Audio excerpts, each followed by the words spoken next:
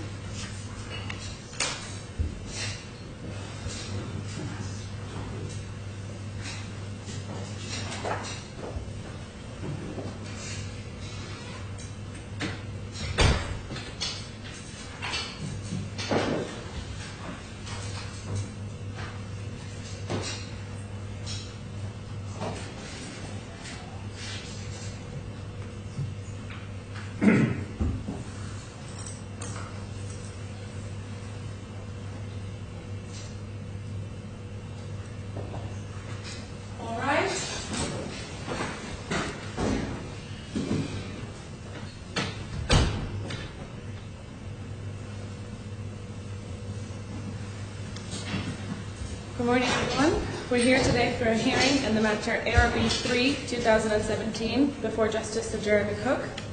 Claimants in this case are represented by Gibson Dunn. Lead counsel is Tom Montague Smith QC. The defendants are represented by Adelshaw Goddard. Lead counsel is Michael Black QC, assisted by Arshad Ghaffar. Mr. Black, I believe you wanted to make a short tribute. My Lord, we did. Thank you very much. My Lord, before we begin, my colleagues and I at the bar would like publicly to express our very considerable sorrow at the death of Sir Anthony Coleman, the former Deputy Chief Justice of this court. It has been a privilege for all of us to have appeared before him many times, not only in this court, but in his previous capacity as a judge of the Commercial Court in London, and more recently as an arbitrator. If I may speak personally, he was the most courteous, patient, and indeed good-natured judge I've had the pleasure to address in nearly 40 years at the bar. He had a genuine love of the law, and his judgments and awards always bore the hallmark of a fine mind in being both eminently readable and illuminating. He was committed to developing this jurisdiction as a world-class centre for dispute resolution, and was enthusiastically looking forward to developing his new role as chairman of the Emirates Maritime Arbitration Centre. We at the bar will certainly miss his contribution, but more importantly, we will miss him personally too, my Lord. Thank you very much, Mr. Black. The court would certainly wish to associate itself with all that you've said. And speaking personally, we shall miss him too. My Lord, thank you. My Lord, if I may, turning to the business of the day. Can we explore questions of timetable and so on first? That's probably the easiest thing. That was what I was going to deal with. Thank you very much.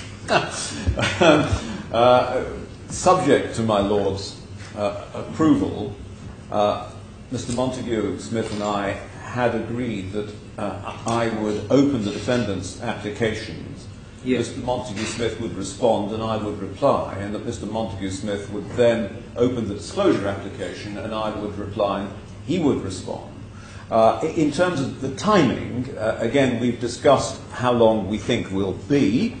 I believe I probably would be about 4 hours in opening my applications, but I'm pretty confident that I will be covering a great deal of the ground that my learned friend would wish to traverse as well.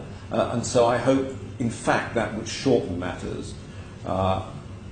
We do believe that that timetable would mean that we might be a day and a half, perhaps a little more than that. Yes, well, you can take it that I've read everything I've been asked to read, I think, so that it may not be quite as long as you think it may. Well, Let's work on the basis that we're probably looking at about a day and a half, but it might go a bit quicker depending on how we go, and I'm afraid you'll discover that I tend to be a little interventionist in asking questions. well, that may speed things up or slow it down, really depends on the question. Indeed so, Mr. Black. There is a preliminary issue to be determined, my lord, which is whether these proceedings should be in private. Of course, in this jurisdiction, arbitration claims are normally heard in private, and the claimants wish these proceedings, as my learned friend will tell you, to be heard in public. Yes. We do not agree with the departure from the normal rule, and perhaps in anticipation of my learned friend's submission, if I could make 3 brief points. Yep. First, the claimant suggests that the dispute is largely in the public domain. We have to accept that that is to an extent true, in that there have been public judgments in England and indeed some press reports about the underlying arbitration. There have, however, as far as we're aware, been no reports about these enforcement proceedings. Secondly, my learned friend relies on a quote from Lady Fox's book, The Law of State Immunity, at page 13, where she says a claim to state immunity is a public claim and it is arguable it demands open litigation. We say that it is to be noted that she uses the word arguable and that it is no more than arguable. And finally, and perhaps most importantly, we submit that the claimants have identified no public interest to be served by a public hearing in this matter. My Lord, those are our points. Thank you very much. Your Honour, I don't know whether you've already taken a view on this, but I just made some short points in my skeleton argument. I'll be as short as my learned friend. The starting point is privacy, but there's no presumption. Your Honour has that point. Yes, it was my decision. That was your decision, precisely. Court of Appeal, but yes, and they agreed with Your Honour, save broadly, but save that there was no presumption. Indeed. So it is a starting point. It's a point to be taken into account. The expectations of the parties entering into arbitration and so on. But of course, the points made in that case is that once you get to court, it's no longer consensual, and the general rule remains that privacy needs to be justified. Now, the criteria on which that question is answered is set out in the rules, and it's the same as in England, and the one that would apply here is confidentiality. And if one looks at the questions that we're going to be answering, one asks, well, what is the confidential information that needs to be preserved? Because we've got one issue of state immunity, and as Lady Fox says, well, it's arguable that there's a general principle that should be in public. Well, it's an issue of law anyway. It's quite an important one. On the service point, we've got what is mostly legal argument. And again, that could be of some importance. Really, the only area where we get into the facts is going to be once one gets beyond all of the legal arguments about powers that Your Honour has, into my justification for orders for alternative service, orders for dispensing with service, on the one hand, and on the other hand, the disclosure orders, so the factual issues that go into that. But in the main, I'm relying on things that have been traversed well traversed in public judgments in London at first instance and in the Court of Appeal. well, there might be a distinction to be drawn between the application and the disclosure on the one hand and the defendant's applications on the other, might there not? There might be, but even there, what I say is when one looks at the matters which are relied on, they're all out there. Because what I rely on predominantly are, for example, the manner in which the KRG has strung out the legal process. And that is all the subject, and in doing so has financially throttled my client. For example, one might say, well, okay, that in itself was the subject of the arbitration, that's confidential, but that's all traversed in the Court of Appeal. It's all dealt with in Justice Burton's judgment. The actions in particular in the KRG, those are simply action. That's not something that happened in the arbitration. The descending on my clients, the seizure of a laptop, and so on. Those are things that just happened. Those are facts that happened publicly. It's not obvious why that should be confidential, and one might say actually that the reverse is true. Then there's simply what I rely on, the response to these proceedings. There's nothing confidential about, specifically confidential about that. In particular, that there's What I say is simply a lie about the reason for the withdrawal of the challenge in London. There's nothing particularly confidential about that. And then I rely on what are public statements about the way in which the KRG deals with its assets. The Dr. Hourani has, I say, boasted about the fact that he's been evading the federal government of Iraq by the way that he's dealt with trades, but that all emerges from interviews he's given. So, I mean, I don't want to spend too much time on this, but I think the claimants do feel quite strongly that there's no real justification for privacy in this matter. I don't need to show why my clients have an interest in publicity. I'd say the reverse is true. Privacy needs to be justified. But if I need to show a public interest, there is a public interest because the issues, potentially, could be of quite a lot of interest more generally, at least in this jurisdiction. Okay. Well, my Lord, I think my points are advanced, really, and there's not a great deal more that I can add. My clients, as I say, claim what is the normal entitlement in this jurisdiction. My Lord, there it is. I'm against you, Mr. Black. It seems to me that there is nothing very confidential that arises in this matter. There are issues of law that are involved and indeed issues about service which may be of public interest, and I think it's right that the hearing should take place in open court. Thank you very much. As my Lord pleases. If I may then, with my Lord's permission, turn to the meat of the applications. Yes. I do not propose to open the facts on our applications. Not only are they set out in the skeletons and the witness statements, but they're of little relevance to the issue underlying our applications. It's only necessary to know that the parties are engaged in an arbitration seated in London, and that 2 partial final awards have been made against the defendant, which were the subject of an ex parte order recognising and enforcing the awards, which we seek to set aside on a number of grounds, principally relating to service and state immunity. In our submission, it's also worth noting that this is the first time that the court has been called upon to consider the interaction of the rules of this court and the Riyadh Convention in the context of service, and the first time that the court has been called upon to consider the doctrine of state immunity, both of which are, as my learned friend has correctly said, of considerable interest in this region and probably in the wider legal community. My Lord, I yield to no one in my admiration of my learned friend's mastery of the law, and in particular civil procedure. That is why I find his characterization of the KRG's position as, I quote, highly technical, surprising. But that submission serves to highlight the following points. First of all, service is not a purely technical point. It is fundamental to the jurisdiction of the court.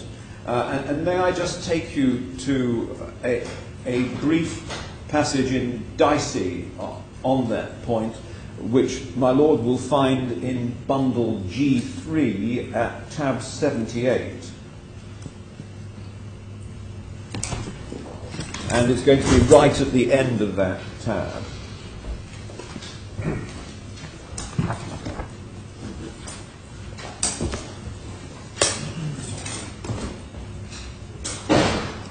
I'm going to spend most of my time in the G bundles, my Lord. Yes, thank you.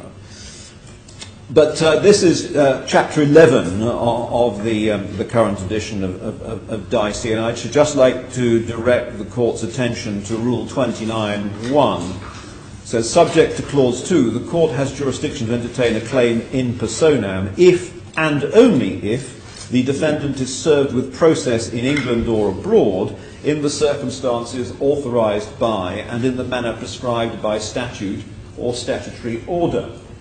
And then over to the next page, that's slightly expanded upon at paragraph 11.003, service of process.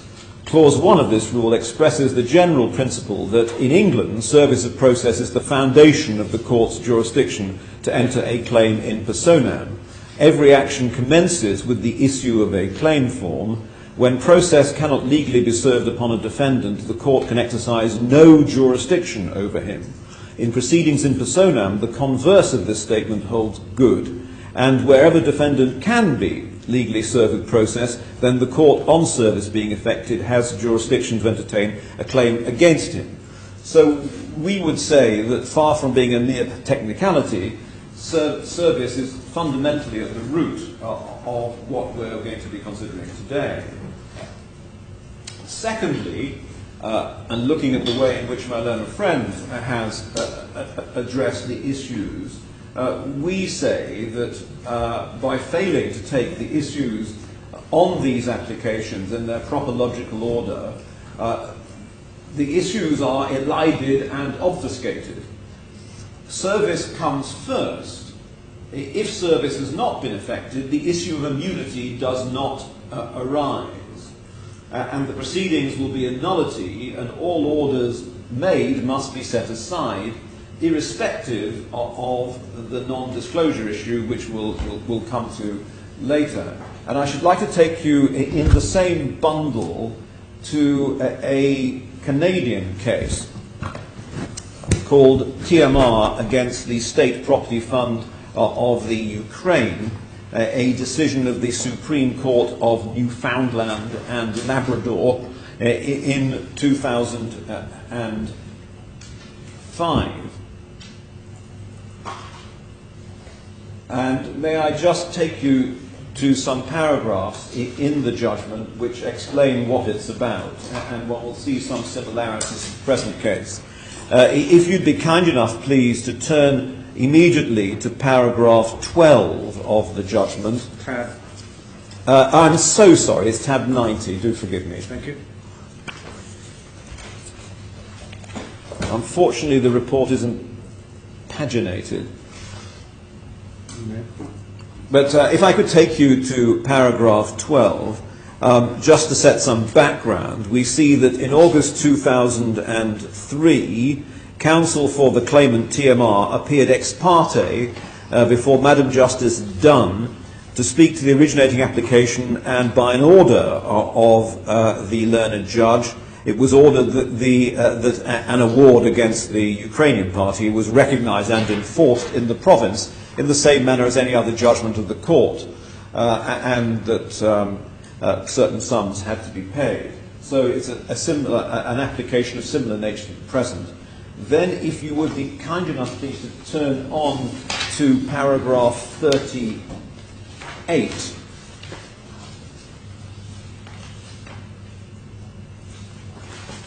Which is about 7 pages on. So at the originating application to have the award recognised and enforced under the New York Convention, the claimant took the position that it was applying both for recognition and an order authorising enforcement of the award. It had been the clearly articulated position of TMR, at least in the hearings before this judge, that SPF and the state of Ukraine are one and the same. Therefore, in the mind of TMR and its counsel, it was making an application to this court for the recognition of an award it believed was an award against the state of Ukraine, and enforcement of the award against the state of Ukraine. The Ukrainian parties took the position that under Canada's State Immunity Act, the principal rule was that a foreign state is immune from jurisdiction except as provided by the Act. They took the position that any proceedings before a court, the court must give effect to immunity, notwithstanding the state failed to take any step. The Ukrainian parties argued that the proper process to have been followed in seeking recognition as against the state of Ukraine was to have the originating application served as an originating document, i.e. inter partes. Yeah. They contend that the other preconditions of the alternate form of service set out were not met. And I think I can probably stop reading from that paragraph there. May I then move on to paragraph 50 over the next page? What happened was that counsel for the claimant did not disclose the State Immunity Act issue to the judge who made the ex parte, and we see at paragraph 50 that this judge sets out why counsel said that was not appropriate, and they took the view that the State Immunity Act was a state is not immune from the jurisdiction of the court in any proceedings relating to the commercial activity of a foreign state.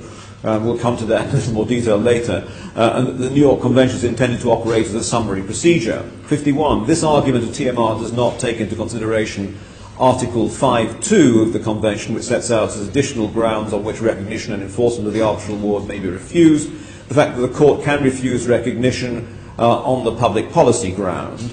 And it may well be that the opinions held by counsel for the claimant with respect to the procedure to be followed in the recognition and enforcement of foreign arbitral awards and their duty of disclosure in seeking such recognition ex parte were held honestly and in good faith. And there was no personal criticism of counsel in that case.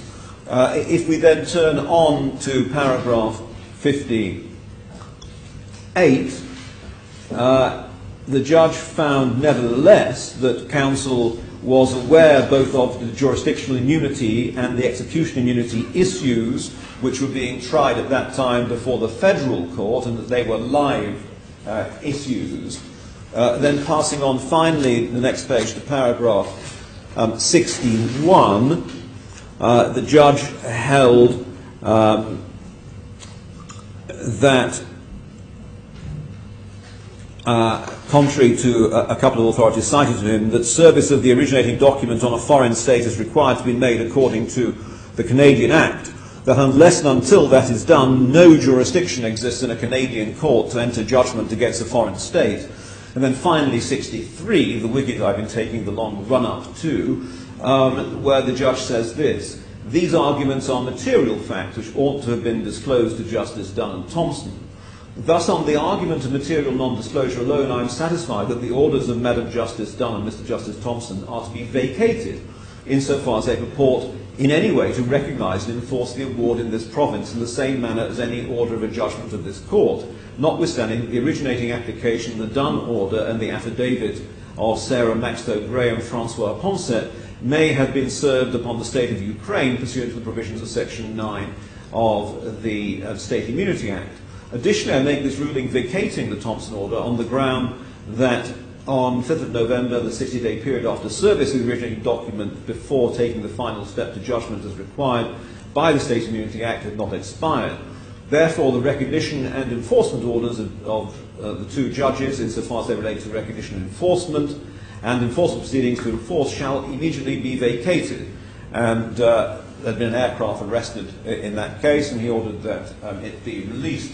What that demonstrates in our respectful submission is the proposition that if service is not effected in accordance with, in particular, the appropriate procedure under the law and indeed international conventions, the proceedings are a nullity, and any orders that follow on from that should be vacated.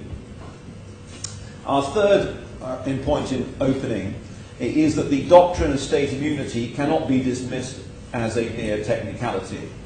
As we will see, it's a long-established principle of public international law. That is I don't think you need to take time over that proposition, Mr. Black. Well, I'm grateful for that. If I may move on to our fourth proposition. Relations between state and foreign affairs, we say, are clearly ways of saying the same thing. They are both matters of foreign policy and also public policy, or as a civilian lawyer might say, public order. And there is an important admission at paragraph 46 of my learned friend Skeleton. He concedes that the doctrine as applied in this court, he uses the word must match that under UAE law. We say it's not a matter of matching, it is a matter that UAE law describes what public policy is to apply within the UAE and within this court. The UAE constitution reserves all matters of foreign affairs and policy to the Union. And we say, with the utmost respect and deference to this court, when one examines its jurisdiction, it does not extend to declaring the public or foreign policy for the whole of the UAE. In fact, the converse is true. The jurisdiction of this court is subject to the public policy of the UAE, and therefore we say that only the federal courts, or possibly the executive, and the federal courts in the person of the Union Supreme Court can declare that policy. Fifthly, and a closely associated point, we would say that there is more than a whiff of Anglo-centricity in my learned friend's attempts to rewrite the savings for national sovereignty in the Riyadh Convention, in purporting to presume what the framers of that convention intended. It is one thing to view the convention through the spectacles of a 1,000-year-old island kingdom drawing on jurisprudence going back more than 250 years to Blackstone's commentaries, but quite another from the perspective of states whose borders were arbitrarily drawn by the great powers after the First World War, and the ramifications of which are still being played out and indeed touch the issues in this case. Mr. Black, are you in a position to tell this court whether or not service under the Riots Convention would be frustrated or not? Whether it would be frustrating? In other words, I suspect you're not. It's a relevant factor for the court to consider whether or not the KRG would give an undertaking to this court that it would accept service under the Riot Convention, and that questions of its own public policy would not result in a refusal to accept such service. Well, I've got a couple of points, if I may, on that. First of all, no, I'm not in a position to give any undertaking. I have no instructions upon that, and I suspect even if my lord were to say, go away at lunchtime, it would be very difficult for me to go back to London and people in London to go back to Erbil and find somebody who could take a decision. So I recognise the difficulty, obviously. So, but it's a fact so the threshold to be aware of. Yes, the threshold point is that, but I do have an answer to that point. Very good. And it is this, that it is wrong to assume that, well, I have two answers. It is wrong to assume that the KRG will frustrate service. And if I may say so, as I will in due course submit, the lie is given to that submission by the fact that service has been effected of the English proceedings under the Hague Convention. So why, I ask rhetorically, should this court assume, in the absence of evidence, that the KRG will frustrate service under the Riyadh Convention when it didn't do so under the Hague Convention? And my learned friend is guilty of, we say, wild speculation in making that point. The second issue, and it's actually the one that I was just examining as a prefatory issue, which no doubt prompted my lord's question, is that the Riyadh Convention, as a matter of public order of the states who are signatories of that convention, does contain a preservation of the right of sovereign immunity. And the point I was making is that it would be quite wrong from the view of an English common lawyer to criticize the draftsmanship of a convention which has been negotiated between countries of very, very different histories than England, in accordance with their conceptions of public order and public policy. Consequently, we say that to hold against the KRG any possible insistence upon its rights and privileges under the Riyadh Convention would be entirely inappropriate and would not, in our respectful submission, be a proper ground upon which to base a judgment. The arbitral tribunal was able to sidestep these issues, and indeed they held that they lie, I quote, altogether outside the matters to which a tribunal can have regard. And just for my Lord's note, that is at bundle E1, tab 13, page 289. I regret this court does not have that luxury. This is a court of the state of the UAE, and the UAE is a signatory to the Riyadh Convention, and the UAE's relations with the KRG, Iraq, and the other nations of the Gulf are directly in point. For instance, we say the UAE could choose in the present political climate to adopt the absolute doctrine of state immunity, as does China. Alternatively, it could follow the Egyptian version of the doctrine. We might be able to hazard an educated guess, but we say that's not the point. The point is that unless and until the policy is declared by the Union, this court, which we say finds itself in the same position as the courts of Hong Kong found themselves in the Congo case, has problems in applying it. And assuming a public policy, we say, would be wrong. Our sixth prefatory point is that we say, on any view, it is frankly absurd to assert that the doctrine of state immunity does not apply in the UAE. We say that a moment's perusal of the so-called authorities relied upon by the claimants establish no such proposition and are contradicted by proper academic writing. And we say, therefore, that, again, we make no criticism of the deponent, but we say the position was misrepresented to this court in a very similar manner to the way there was a non-disclosure in the TMR case that we spoke about a moment ago. And so we say that it follows that this court had no jurisdiction to make the first order for the reasons that the proceedings were not served on the KRG in accordance with the mandatory provisions of the Riyadh Convention, or indeed, we say, in accordance with the IFC law. And the KRG enjoys immunity from the claim, either of which is sufficient for the order and the proceedings to be set aside. So that is a broad summary of the issues, but the KRG suggests at paragraph 3 of its skeleton a more detailed roadmap as to the logical sequence in which the issues should be addressed and the consequences of the alternative findings. But before addressing those issues in detail, there are two threshold matters that we feel the court might benefit from in our addressing.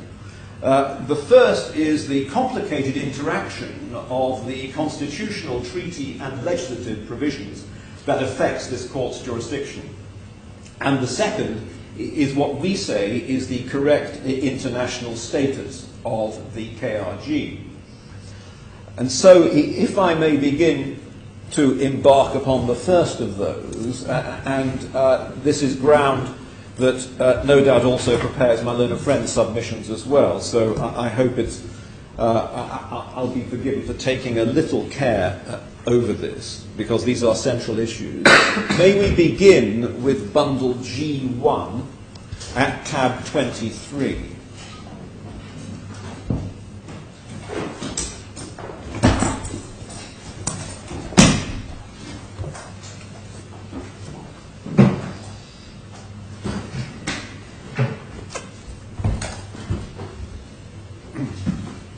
My Lord, this is the UAE Constitution, and I should like to take you to 4 articles in that.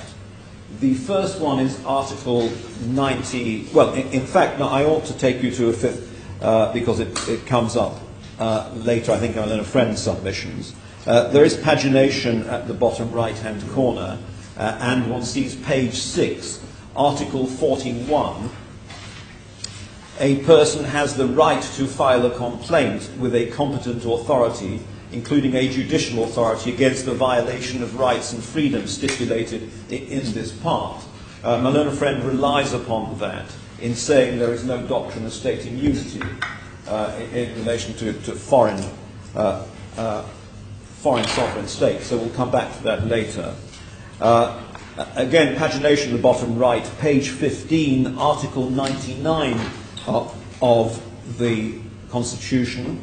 The Federal Supreme Court shall undertake deciding on the following matters. 3. Consider the constitutionality of laws, legislation, regulations in general, if it is so requested by any court in the country, while hearing a relevant claim. The concerned court shall comply with the resolution of the Federal Supreme Court rendered in this respect.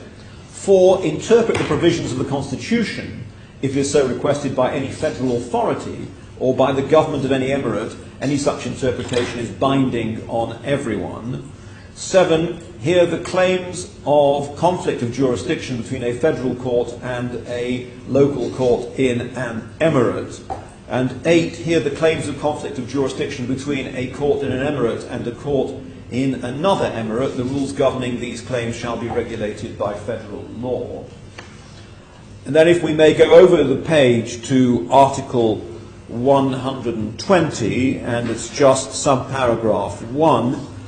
The UAE has exclusive jurisdiction and exclusive legislative and exclusive... We are on Article 120, my Lord. Thank you, yes. Which is probably the most central one, yes, upon which we rely. The UAE has exclusive legislative and executive jurisdiction in the following matters. Number 1, foreign affairs. Then at the page opposite, this becomes relevant, in relation to the establishment of the DIFC itself, when we come to the DIFC's foundation and its jurisdiction. Article 121, without prejudice to the provisions of the preceding article, the UAE has exclusive legislative jurisdiction in the following matters. And then we see, which was added by way of an amendment in 2004, regulation, the last two lines, regulation of the free financial zones, the manner in which they are established and how far they are excluded from scope of application of the federal legislative provisions. So that actually is the fons et origo of the DIFC. And then finally, Article 51, internal page 22 at the bottom right-hand corner. The provisions of this constitution shall prevail over the constitutions of the members emirates of the UAE. The federal laws which are issued in accordance with the provisions of the constitution shall have priority over the legislation, regulation and resolutions issued by the authorities of the emirates. In case of conflict, that part of the inferior legislation which is in conflict with the superior legislation shall be rendered null and void to the extent that removes the conflict. In case of a dispute, the matter shall be referred to the Federal Supreme Court for deciding thereon. That provision comes of importance later when we compare that with the basic law in Hong Kong, so as to understand the parallel of the Congo case.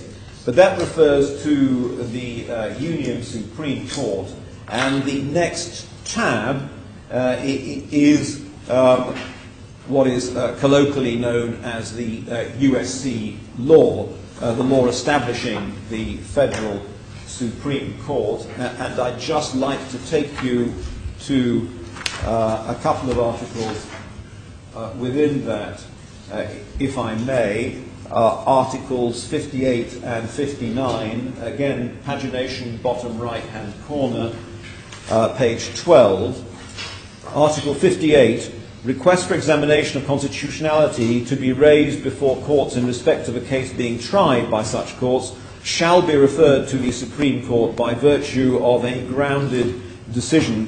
That's probably a bad translation for the word reasoned. From the court to be signed by the President of the competent court Such decision shall have the text to be examined if reference is made upon a decision from the court out of its own accord, whereas if the challenge of lacking constitutionality is raised through the plea of one of the litigants in the lawsuit, the court has admitted such a challenge, it shall fix a term for the challenger to submit his challenge. If the court rejects the plea, the rejection shall be pursuant to a reasoned judgment. The parties may challenge that rejection. The court before which the action is examined shall order the stay of proceedings thereof until the Supreme Court decides on the matter of constitutionality. Article 59, requests for interpretation of international treaties and conventions that are brought before courts in respect of an action being examined before such courts shall be referred by virtue of a grounded decision by a court in accordance with the stipulation in the first paragraph, and so on. My Lord, that provision has received consideration of these courts, and I think I fairly state the upshot of those decisions, which is namely that the court has to be satisfied there is a serious issue to be referred to the Union Supreme Court, or it can refuse to make a reference.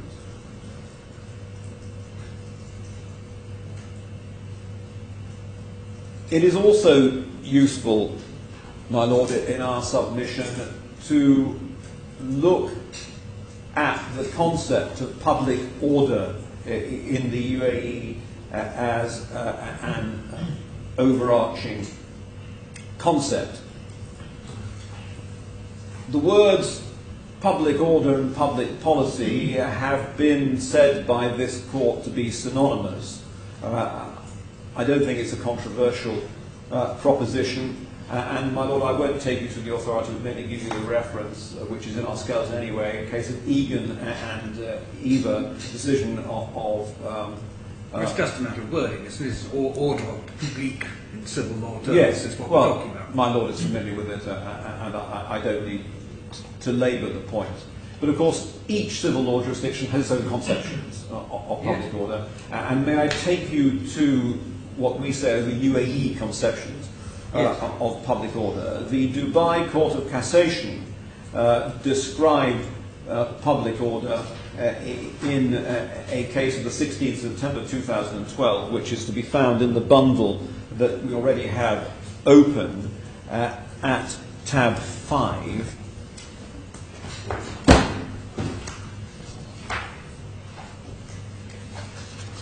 And it is, again, pagination on the bottom right-hand corner, the second page, but said to be page 3.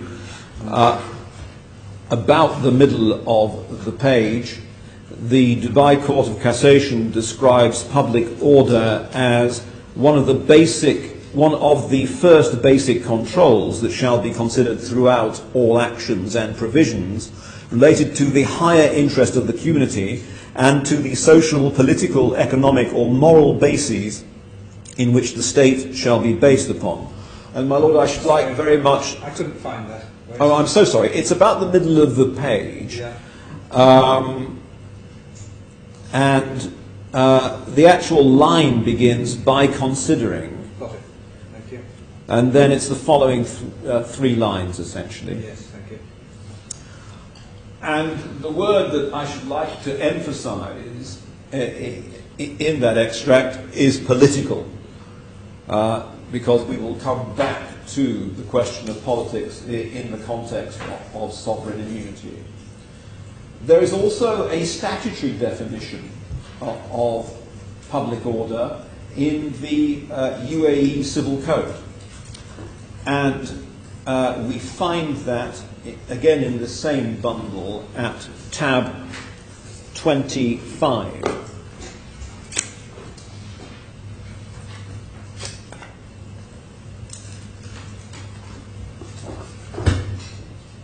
And it is a translation by Mr. Whelan, who is well known for his translations of the Civil Code. I'll come back to his translations in a moment, because there is a point on this that I ought to make in fairness. But this translation of his, which I believe is an early translation, translates Article 3 as public order shall be deemed to include matters relating to personal status, such as marriage, inheritance, and lineage, and matters relating to, and here I underscore the word sovereignty, freedom of trade, the circulation of wealth, rules of private ownership, and other rules and foundations upon which society is based in such manner as not to conflict with the definitive provisions and fundamental principles of the Islamic Sharia. The point that I should like to draw the Court's attention to is that there is another translation of Mr. Whelan, which my Lord may have seen in a limp-back book, which I know many practitioners use in this Court. And in that translation, he has translated the word sovereignty as systems of government. It's the point that we make in our skeleton. We say it's a distinction without a difference, but it's important, my Lord, that I draw the Court's attention to it. We then move on to the status of the DIFC itself and somewhat well-trodden ground before this Court. If my Lord would be kind enough to turn to the next tab, this is Federal Law number 8, and it is made pursuant to that amendment to the Federal Constitution, to which I took, my Lord, a moment ago. And if you would be kind enough to turn to the second page, Article 3.2 states that these zones and financial activities shall be subject to all federal laws, with the exception of federal civil and commercial laws. Article 5 on the next page states that financial free zones shall not do anything which may lead to contravention of any international agreements to which the state is or shall be a party.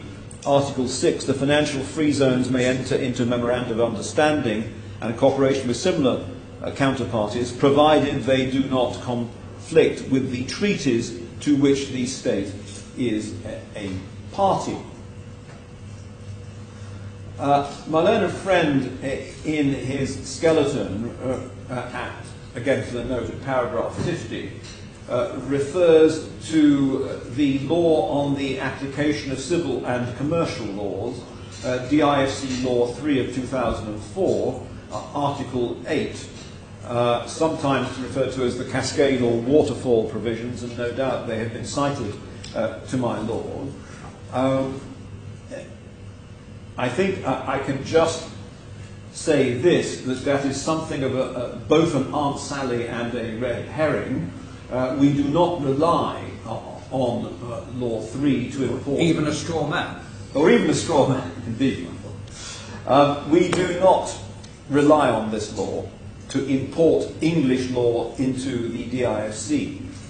Our point, which we will demonstrate, is that we rely on DIFC law, and DIFC is a common law jurisdiction with its own common law, not with English common law. And we see that if my Lord would please turn back to tab 12 in bundle 1.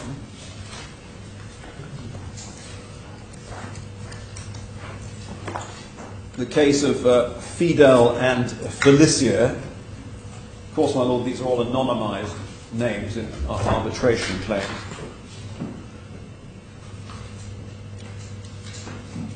And may I just take you to, there is pagination to this, page 9 of 24.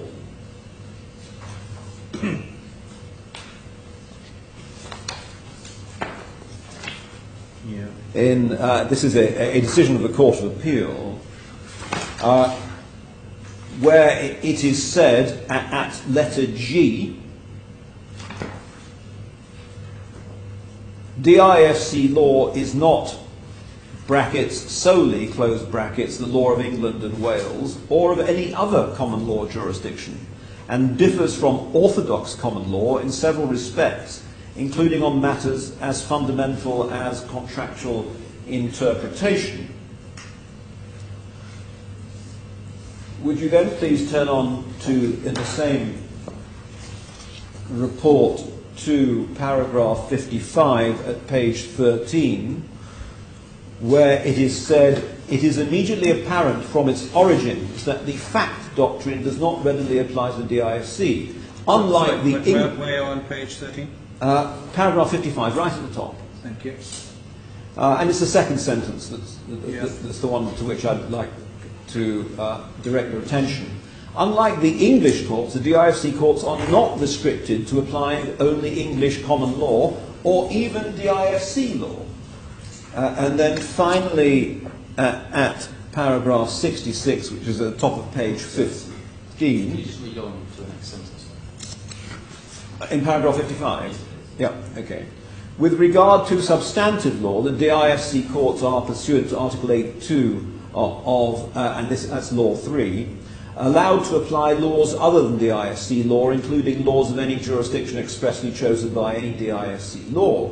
The laws of jurisdiction as agreed between all the relevant persons concerned in the matter, the laws of any jurisdiction which appears to the court to be the one most closely related to the facts and the persons concerned in the matter, and the laws of England and Wales.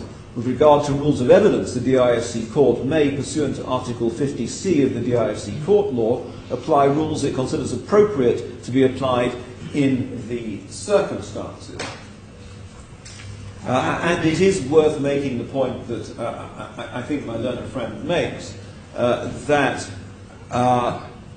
Law 3, Article 8.2, refers to the choice of substantive law, and of course there is an issue here as to whether we are looking at substantive or adjectival law. My learned friend, I think, submits that it is adjectival law.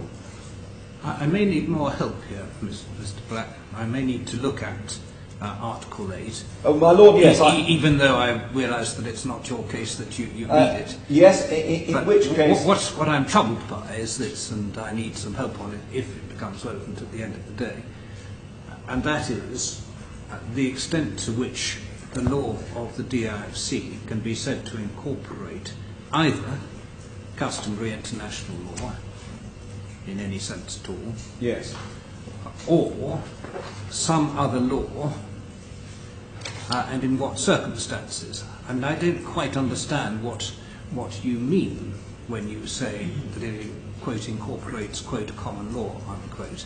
And I'd like to see the basis for that. Well, my Lord, I had hoped that what the Court of Appeal had said... I didn't find that very illuminating, I confess. Well,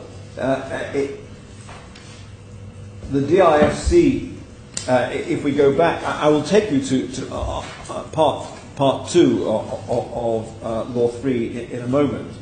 But, my Lord, I do strongly rely upon what was said at page 9, which the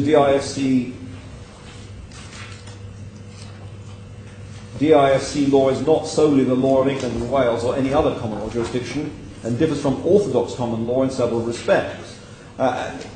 The DIFC is a common law jurisdiction. It applies common law, not just English common law. It has chosen to apply Australian, Singaporean, and other common laws. It is developing its own legal system in terms of but it follows a doctrine of precedent. It relies upon precedents from other common law jurisdictions insofar as the law is not embodied in statute. But I can take you to tab 3, where you will see the terms of DIFC Law 3 of 2004. Yes. Article 8 reads as follows. 1. Since by virtue of Article 3 of Federal Law 8, so that was the law that established the DIFC and exempted it from federal law on civil and commercial matters, The rights and liabilities between persons in any civil or commercial matter are to be determined according to the laws for the time being in force in the jurisdiction chosen in accordance with paragraph 2. The relevant jurisdiction is to be the one first ascertained under the following paragraphs. A. So far as there is a regulatory content, DISC law or any other law in force in the DISC, failing which B. The law of any jurisdiction other than that of the DISC expressly chosen, failing that the laws of a jurisdiction as agreed between all the parties to the matter, failing which the laws of any jurisdiction which appears to the court or arbitrator to be one most closely related to the facts and of the persons concerned in the matter, failing which the laws of England and Wales. Well, as I understand that provision, and you'll have to help me on this if I misunderstood it, on the first face of it, you start off with DISC law. If in fact the parties have chosen, or if in fact DISC expressly refers you to another law, then you go there. If the parties have chosen French law, English law, Iraqi law, whatever it may be, you go there. If there's no choice of law, you look to the system of law with which the material has its closest connection. This is all familiar ground. Yes, my lord. Private international law. And failing that, you go to England and Wales. But where do you find any, quote, incorporation of a nebulous concept of common law, unquote, which is not restricted to the common law of England or Wales? Of course, this court can look to any other system of law for help and for guidance, and would do so as a matter of simply discretion, as English courts would to Australian courts, New Zealand courts, Canadian courts and other common law courts. But what I don't quite understand is how you, quote, incorporate, unquote, common law, unquote. That's my problem. Well, my lord, incorporate may be the problematical word. This is a common law court. Yes. It looks to the principles of common law that it derives from a number of different jurisdictions and has done historically, and indeed that was what was said by the Court of Appeal in the case to which I just... Can we just go back to that again? Yes, of course, my lord. I'm so sorry to... Not at all. No, my lord, it's a crucial point. It's tab 12, I think we were in. Yes. And indeed, the Court of Appeal was dealing with my learned friend's submission, which I think made the very point. It's page 9 at 24. I haven't used. Is it? Is it?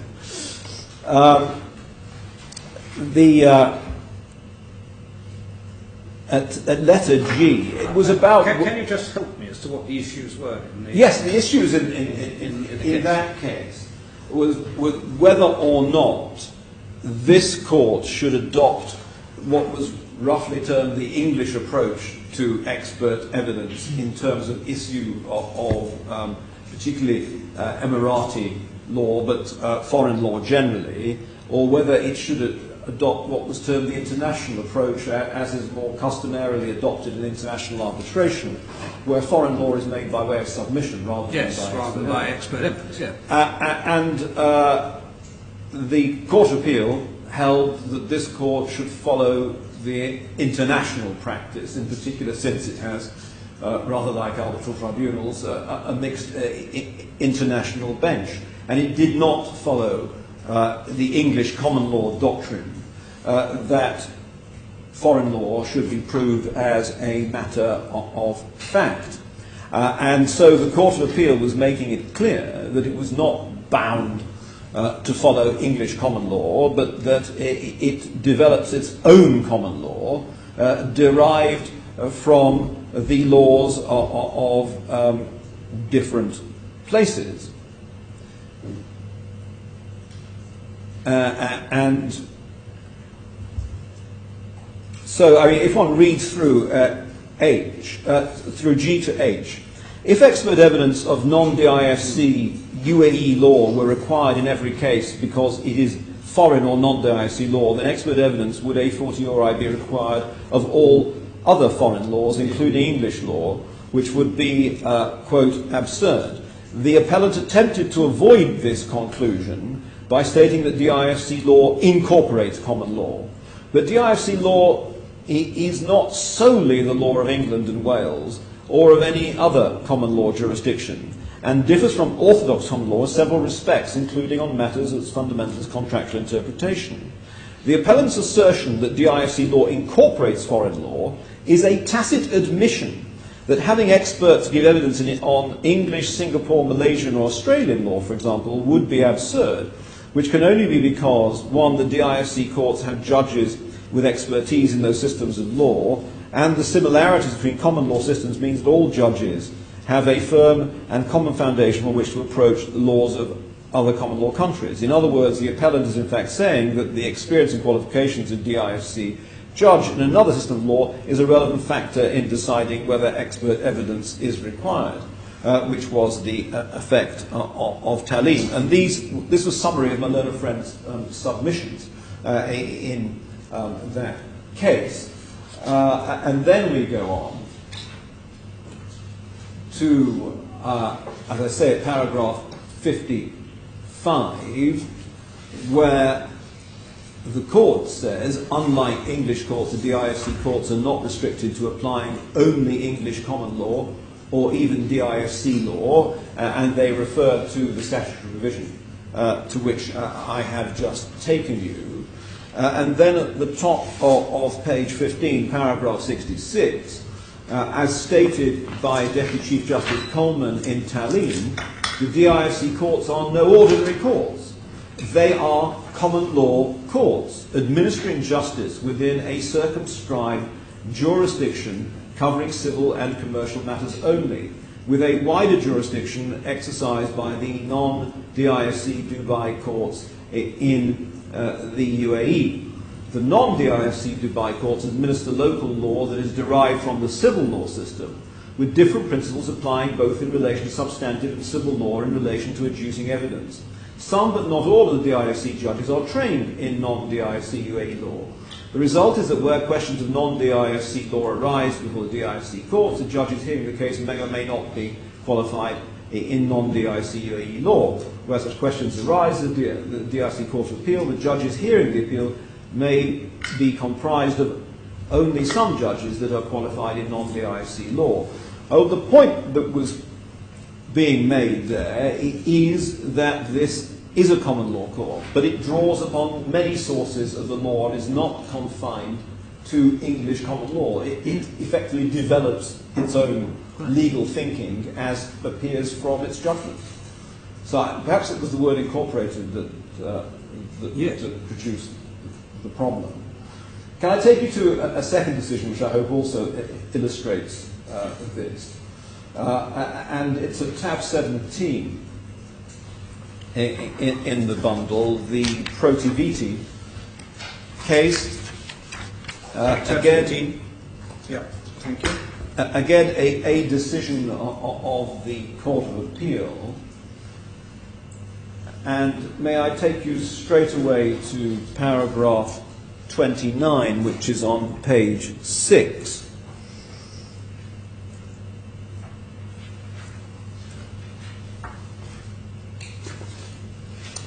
And this case concerned whether or not the DIFC court can adopt the principles of forum non conveniens. It was submitted that there were limitations on the court's power to adopt the common law doctrine of forum non conveniens. That was roundly rejected by the Court of Appeal, which said that the DIFC courts can adopt whatever forum non conveniens principles they consider to be most appropriate. And if we look at paragraphs 29 and 30, the law of England and Wales includes the European Judgments Regulation, as referred to in the Corinth case. Subject to certain irrelevant exceptions, persons domiciled in a member state of the EU must be sued in the courts of that state. Accordingly, an English court has no power to stay proceedings against a defendant domiciled in England on forum non-convenience grounds, even where the alternative forum is outside the EU. It follows, submitted the respondent, that the DIFC has no power to apply forum non-convenience principles where the forum chosen by the claimant, the chosen forum, is where the defendant is domiciled. I reject this submission. Mr. Adkin QC for the respondents very properly accepted that if the law relating to FNC were procedural rather than substantive, Article 8 would not apply. That's the article we've just looked at. And the DIFC courts would be free to apply whatever FNC principles it decided were the most suitable. In my opinion, the law relating to appropriate forum is indeed procedural rather than substantive. And he quotes Lord Neuberger, when a court is called upon to decide whether an action should proceed in this as opposed to another jurisdiction, it is being asked to decide a procedural issue at a very early stage. It follows, as conceded by Mr. Adkin, that it is open to this court to apply whatever forum non-convenience principles it considers as most suitable. Yeah. And so, again, we say that this is an example of this court developing its own common law by adopting a common law doctrine that in fact doesn't apply in England or applies in a more limited way in England, but adopting it in its own circumstances. And that is by no means an unusual situation. My Lord may in former days have indeed practiced in jurisdictions like Cayman and BVI, where, of course, issues of forum non-convenience are dealt with on the common law principles because the English statutes don't apply there. And it's a very similar situation here, where to the situation in places like Cayman and BVI, where it's not dealt with by statute. The courts are free to adopt a common law approach. And indeed, a third and final example of that, again in this bundle, is at tab 8, Yes. the case of Barclays Bank against ESSA Global Fund. And it is in the first instance, and I refer to it just by way of example at paragraph 21, internal page 7, where the learned judge, Justice Field, noted in relation to the doctrine of obligations at this stage it is appropriate to take note of the common law doctrine of obligation that underpins the approach of common law courts to the enforcement of foreign judgments, and then cited a passage from Briggs on civil jurisdiction and judgments. Again, this is an example of this court applying common law rules for the enforcement of foreign judgments. And so we say that this approach applies equally to the doctrine of state immunity, subject to the UAE's treaty obligations and UAE public policy. We do not believe that it can be seriously suggested that the DIFC courts can act contrary to UAE public policy. The DIFC courts operate within the UAE and within its concept of public order. The jurisdiction of the DIFC courts is found in and indeed circumscribed by Dubai Law number 12 in respect to the judicial authority, often referred to as the JAL, and indeed it may have been cited a number of times to my Lord, so forgive me if I'm trespassing over familiar ground, but can I just take you back in bundle G to tab 2? And this really is the most fundamental law governing the jurisdiction of the DIFC courts at Article 5, which is the third page in, and Article 5 sets out the jurisdiction of the Court of First Instance, It has exclusive jurisdiction to hear and determine civil and commercial claims and actions to which the DIFC, DIFC body, DIFC establishment or licensed DIFC establishment party. Civil and commercial claims arising out or relating to a contract or promised contract and so on. Civil and commercial claims arising out of an incident, wholly or partly within the DIFC. Appeals against decisions or procedures made by DIFC bodies. And then, most importantly for present purposes, E, any claim or action over which the courts have jurisdiction in accordance with DIFC laws and DIFC regulations. That item E has been held by the Court of Appeal to be the basis upon which this court has jurisdiction to enforce arbitral awards, because the jurisdiction is conferred by the arbitration law. And we'll come to the provision of the arbitration law in a moment. So we say that the IFC courts have a general common law jurisdiction as defined by the judicial authority law, which they will develop as they see fit. There are no constraints on the DIFC courts in developing DIFC common law, save those of UAE's treaty obligations and public policy. We will show you, we submit, that the doctrine of state immunity is an established common law doctrine reflecting public international law, and there's no reason why the DIFC, unlike other common law jurisdictions, should refuse to adopt it. And we say there is every reason why it should do so. Specifically, in relation to the mutual enforcement of judgments or orders, we need to look at the arbitration law,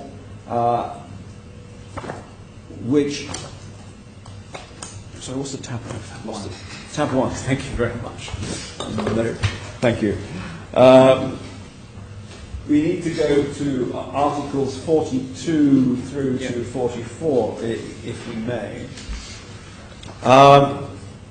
So Part 4 of the arbitration law, which, again, I'm sure has been cited before, my Lord, and you will therefore recognise as a somewhat modified version of the UNCITRAL model law, provides that an arbitral award, irrespective of the state or jurisdiction in which it is made, shall be recognised as binding the DIFC, and upon application to the court shall be enforced subject to provisions of this article and Articles 43 and 44.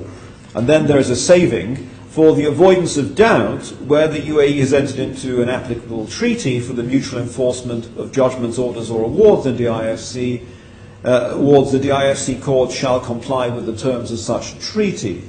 Of course, that was very much directed towards the New York Convention, but applies with equal force to the Riyadh Convention, as we will see in due course. If I can then take you down to Article 4.4, awards issued by the DIFC court may be enforced in the DIFC in the manner prescribed by this law, and any rules of the court made for the purpose. Awards recognised by a DIFC court may be enforced outside the DIFC in accordance with the judicial authorities law, and recognition under this law includes ratification for the purposes of Article 7 of the judicial authorities law. And then Article 44 will be very familiar to my Lord. It is pure New York Convention UNCITRAL model law, and if one goes over to the next page, 44(1)(b)(7) states in terms that the enforcement of the award can be refused if the award is contrary to the public policy of the UAE. So it is a clear recognition that the public policy of the UAE applies within the DIFC. So we then come to the Riyadh Convention as adopted by the Federal Decree 53 of 1999, and you will find that at tab 28 in this bundle.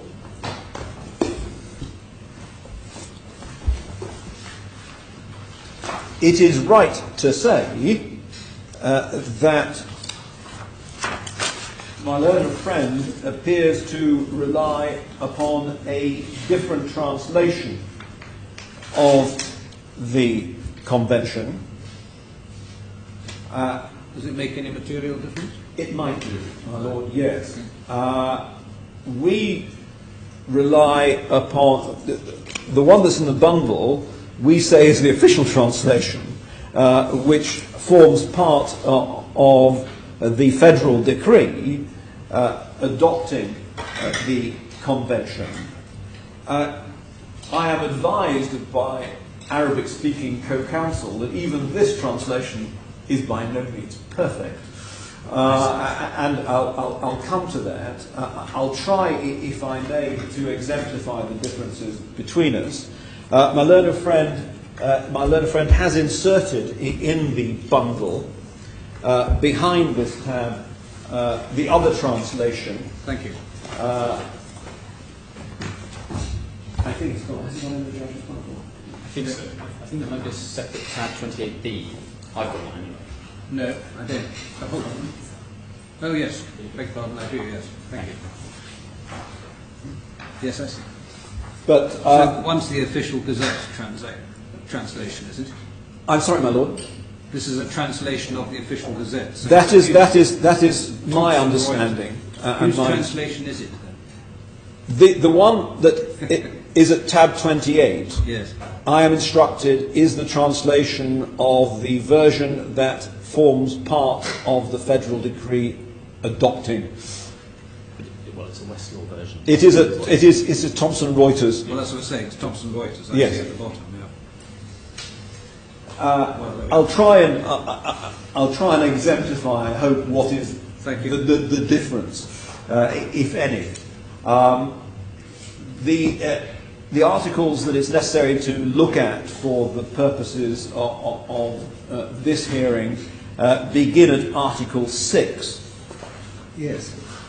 And it is said that in civil, commercial, administrative and penal cases and cases of personal status, legal and non-legal documents and papers relating to civil, commercial and administrative cases and cases of personal status required to be served or notified to persons residing in one of the contracting parties shall be sent directly by the authority or the competent legal officer to the court which the person who is required to be served or notified resides in its jurisdiction area.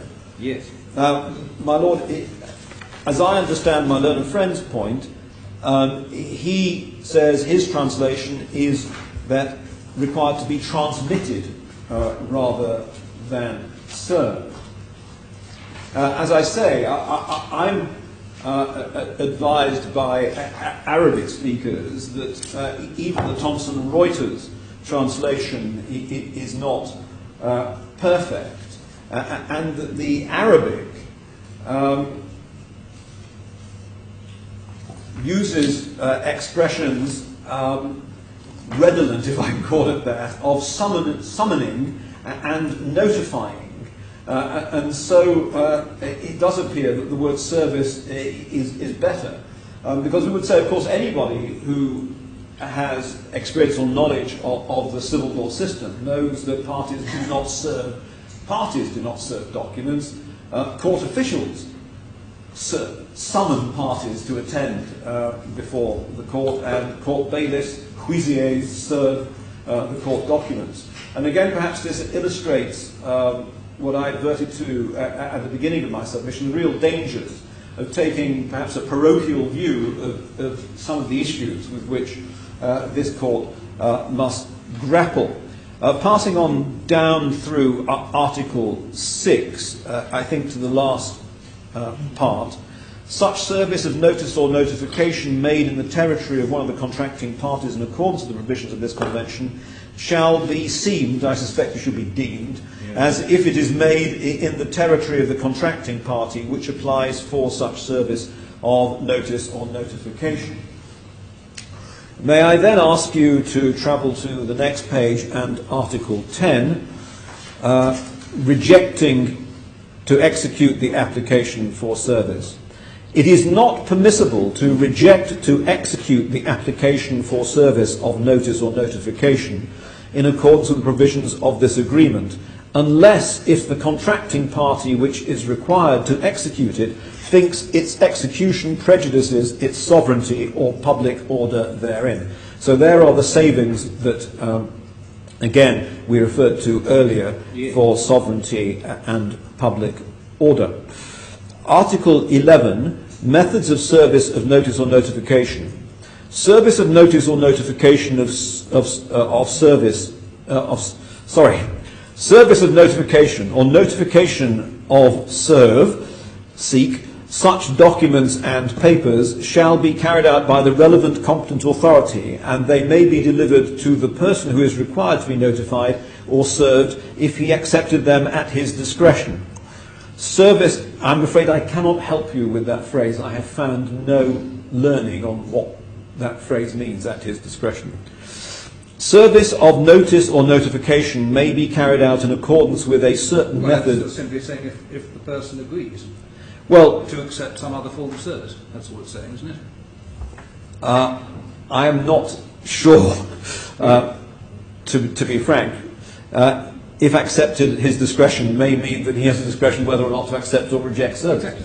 If he's prepared to accept by some other method, that's fine. Or not at all.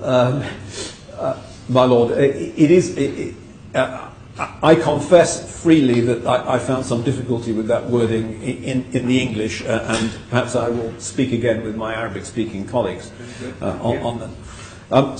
Service of notice or notification may be carried out in accordance with a certain method as specified by the applicant authority, provided that such method shall not contradict the laws in force in the party to which the service is required.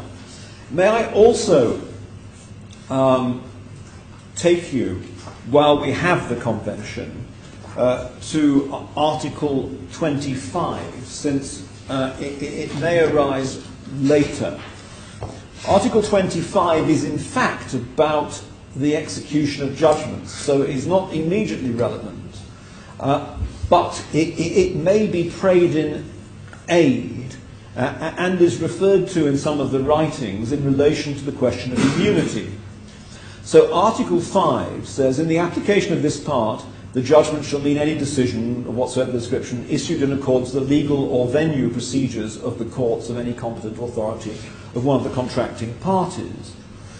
And then it said that each of the contracting parties shall recognise the judgments issued by the courts of any other party in civil cases, including judgments related to civil rights issued by penal courts and in commercial and administrative cases and cases of personal status. But C that is perhaps becomes interesting in the context of the later arguments. This article shall not apply to judgments issued against the governments of the contracting party, which is required to recognise or execute such judgments, or against one of its employees for acts made by him during or by reason of such employment only.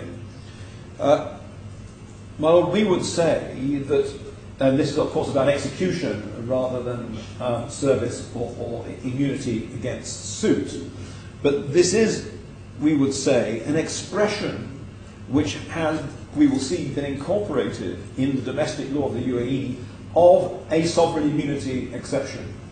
This is a sovereign immunity against execution, which of course is, as it were, the third stage of the sovereign immunity argument. Sorry? So we then move on, my Lord, from this to what we say is the correct international status of the KRG. And we submit that both under common law and under public international law, the KRG is to be regarded as a state exercising sovereign powers. It's necessary, I'm afraid, to look at the Iraqi constitution to begin this analysis. it appears in the same bundle that we've had open at tab 27.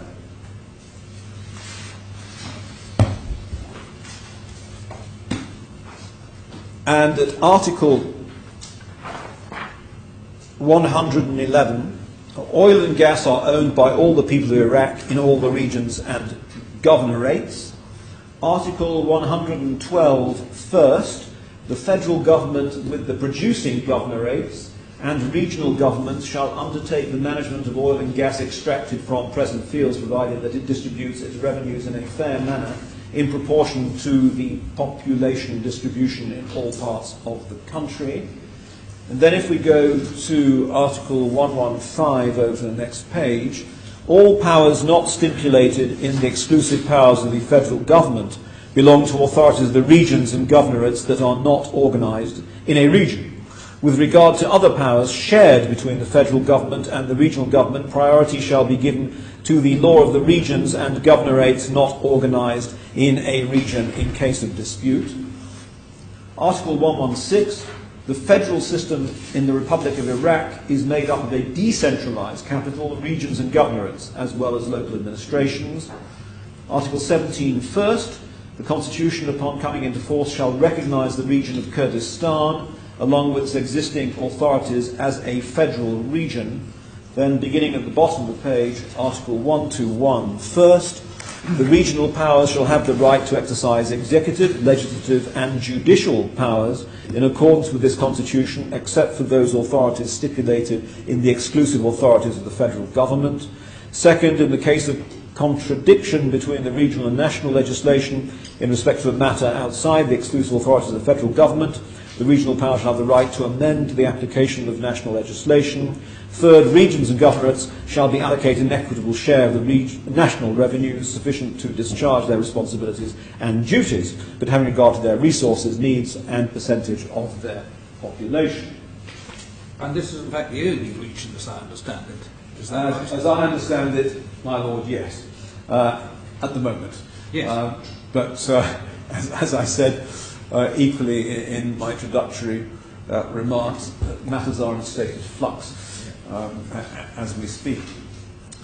So far as the common law is concerned, we submit that the court will be assisted by the case of Mellinger against New Brunswick. And for that we have to go to the third bundle.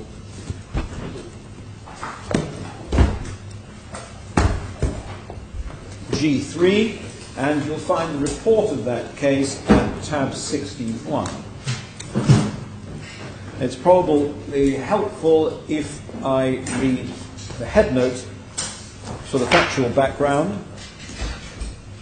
It's a decision of the English Court of Appeal, and Lord Denning at that.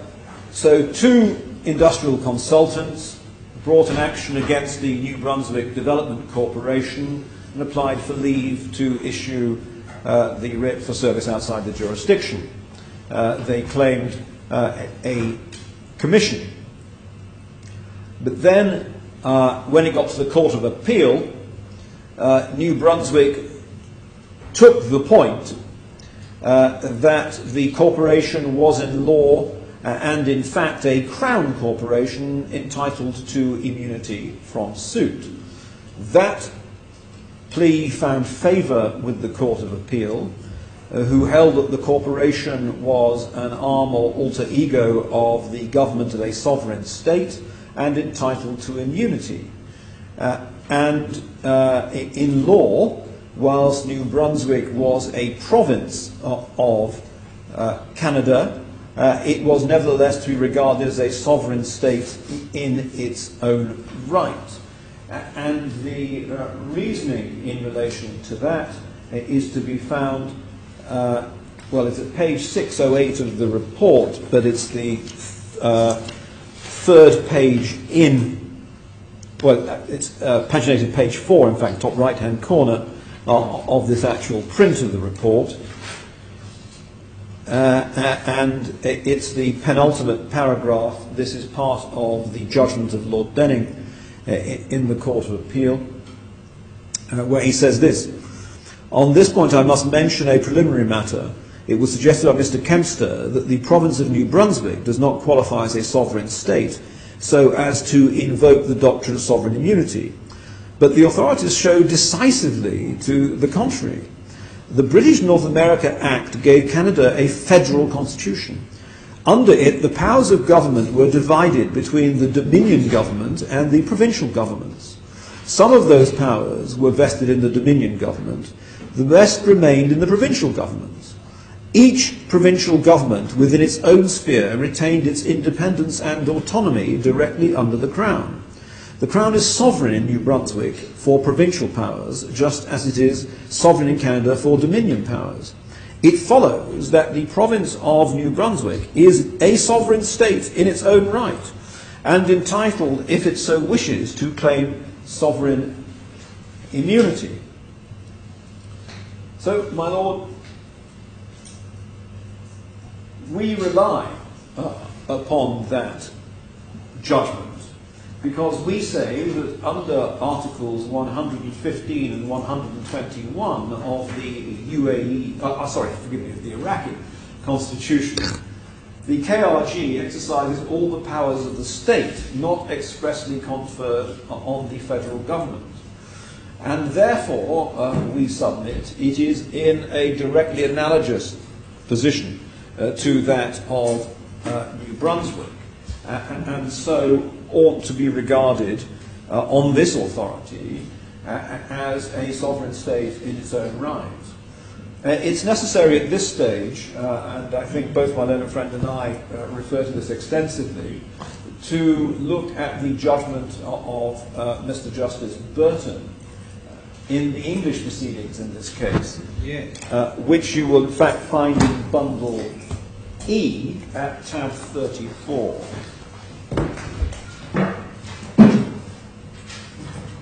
And that will be E1. I'm so sorry, E2, forgive me. Yes. Well, I suppose various questions arise in the context of issue of stock here, do they or do they not? My learned friend does say there is an issue of estoppel. I will address that and will submit that that is a mistaken submission. But can I please take you to what is paginated as page E806 in this tab. Yes.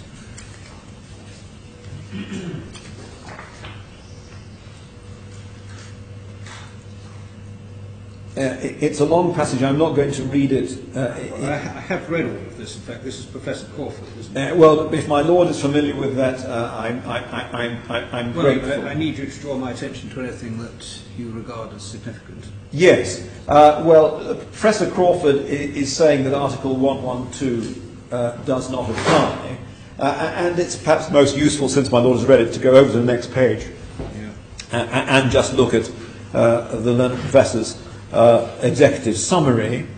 At paragraph 1, he says 112 does not apply. And then at 3, he says the KRG is itself bound by Article 111, not unilaterally permanently take over present fields. As to fields other than present fields, the federal government has no unilateral rights under Article 112. Second, in the absence of agreed strategic policies, the KRG is entitled to proceed in the exercise of its own constitutional authority and in compliance with its own constitutional duties. And so then at paragraph 36, Mr. Justice Burton went on. The heads of agreement relate to the grant of not less than 25 years of right to operate the gas fields, not simply a contract for the sale of gas. He rejected Mr. Pollock's submission that it was essentially a commercial contract. He found that it related to the exploitation of all reserves in the territory of a state, which suggests that it was an exercise of sovereign authority in relation to natural resources. And then he goes on, certainly as Mr. Dunning points out, and is apparent from the Constitution, the ownership and management of oil and gas is plainly vested in the people of Iraq and the respective governments. This is not simply a contract for sale, but a vesting of long-term rights, and the parties themselves thought it necessary to include in the heads of agreement the waiver immunity clause set out above. I am persuaded on balance that the KRG entered into this agreement in the exercise of sovereign authority. We respectfully agree with that conclusion. I would like to argue that that is binding upon my learned friend, but I can't in conscience argue that when I say that the other findings are not binding on me, and I do take what I hope is a rather more principled position that it doesn't qualify as on the authorities an issue of Aristotle in any event, but I'll address that in due course when I address some of the friend's submissions. Well, you'll have to address that when you come to waiver as well, won't you? I will do. My Lord, yes, my submissions on waiver... Because all of this simply disappears if you're wrong about waiver, doesn't it? My Lord, yes, I recognise that, my Lord will not be surprised that I do have quite extensive submissions on the issue. Well, I'll wait to hear that. Waiver in due course. Well, I won't foreshadow them. They're quite complex. I'm afraid. No, don't let me take you out of your Okay. Well, I did complain at the beginning that one has to take things a step at a time in this case, so I do. I would like to. Paragraph 37 of the learned judge's judgment goes on to find that this was an exercise of the sovereign authority of the KRG itself, not of Iraq. Yeah. He says, Professor Crawford's advice creates a powerful case, not only at the present fields, which were vested in the FGI, and that the KRG has consequently at all times been acting in its own right. They would say so, and because the FGI alleges that KRG has no right to do what they've done, the FGI would also assert that what was done was not done by way of the exercise of the sovereign authority of Iraq. Consequently, both parties before me accept that this is a necessary requirement. The respondent, as a separate entity, does not have the protection of Section 14.2 of the SIA. My Lord, we submit that the learned judge was wrong in his finding that the KRG was not exercising the sovereign authority of Iraq. In fact, we say it is both on the common law basis to be treated as sovereign in its own right. So even if it is exercising its own rights, it is entitled to immunity. But we say also the learned judge was wrong, and KRG was indeed, under the Constitution, exercising the sovereign authority of the state. Meaning Iraq? Meaning Iraq, my Lord, yes. And we would ask rhetorically, how can the KRG exercise a sovereign authority, i.e. act de jure imperially, if it is not itself a sovereign entity? Now, the problem with the paragraph, as we would put it, is that, of course, it's in the context of the Sovereign Immunity Act. It's not in the context of the common law. And we would say that, in fact, the English Sovereign Immunity Act has digressed from the common law. I'll come back to that with further submissions in due course, but I can demonstrate that briefly by reference to the Pocket Kings case. Do we have the Act in the bung? In fact, the 78 Act.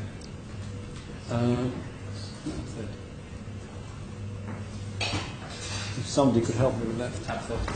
Tab 30 in G1. G1. Stay tuned. Thank you. Thank you.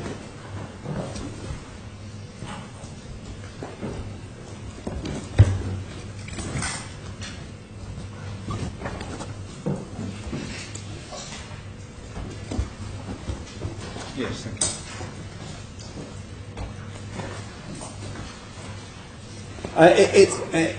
I ought to take you to internal page 10. Well, Yeah. internal for this purpose, we probably need to look. Yes, we probably need to look at later on. We probably need to look at section 13 as well. Yes. But section 14 states entitled to immunities and privileges. The immunities and privileges conferred by this part apply to any foreign or Commonwealth state other than the United Kingdom. References to a state include references to A, the sovereign, B, the government, C, any department of the government, but not to an entity, separate entity, which is distinct from the executive organs of the government of the state and capable of being sued or suing or being sued. So that would be part of a federal state. But then 2, a separate entity is immune from the jurisdiction of the courts of the United Kingdom if and only if A, the proceedings relate to anything done by it in the exercise of sovereign authority and circumstances such that the state would have been so immune. Yeah. So in fact the learned judge was finding that KRG was exercising a sovereign authority, but nevertheless, and was a separate entity, but was nevertheless not entitled to immunity under 14.2. And that was a ground of appeal, although the appeal was overall rejected, primarily I think on the waiver point. And that was an appeal which nevertheless did impress Lord Justice. Well, he said it was had a realistic prospect of success. Yes, yes, I mean to that extent. So, but my Lord, we say actually for present purposes, we do say that paragraph of the judgment is wrong. That the English Act did digress from the common law. And in the DIFC, where the English Act does not apply, the answer is that either, as with the province of New Brunswick, the KRG is to be treated as a sovereign state in its own right, therefore entitled to immunity, or it was in fact exercising the sovereign powers of the Iraqi state under the Article 115 of the Iraqi constitution.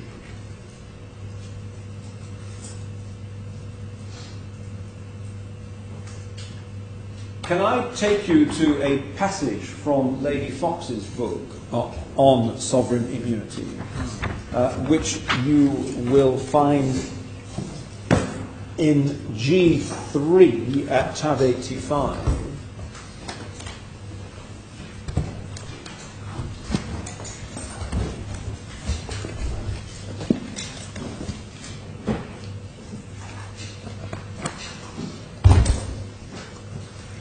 In the old days, as I recall it, now going back some time, pre the 78 Act, which maybe was before you were practicing, but you will have noted in the old cases that the courts would often ask the executive in the UK for a certificate Yes, my Lord. as to the status of any entity. Yes, my Lord. Now there's a distinction that may be relevant to another point you're making as to the judicial function on the one hand and the executive and legislative functions on the other when it comes to questions of state immunity and the like. Yes. And query how that would operate in a situation, assuming for present purposes the hypothesis of a developing common law here, without reference to statute elsewhere, in terms of either the UAE executive or, I suppose, Dubai's executive. Yes, well, my Lord, No one has been to ask them any such questions yet. Not yet, my Lord. It is, however, our submission that those questions should be put.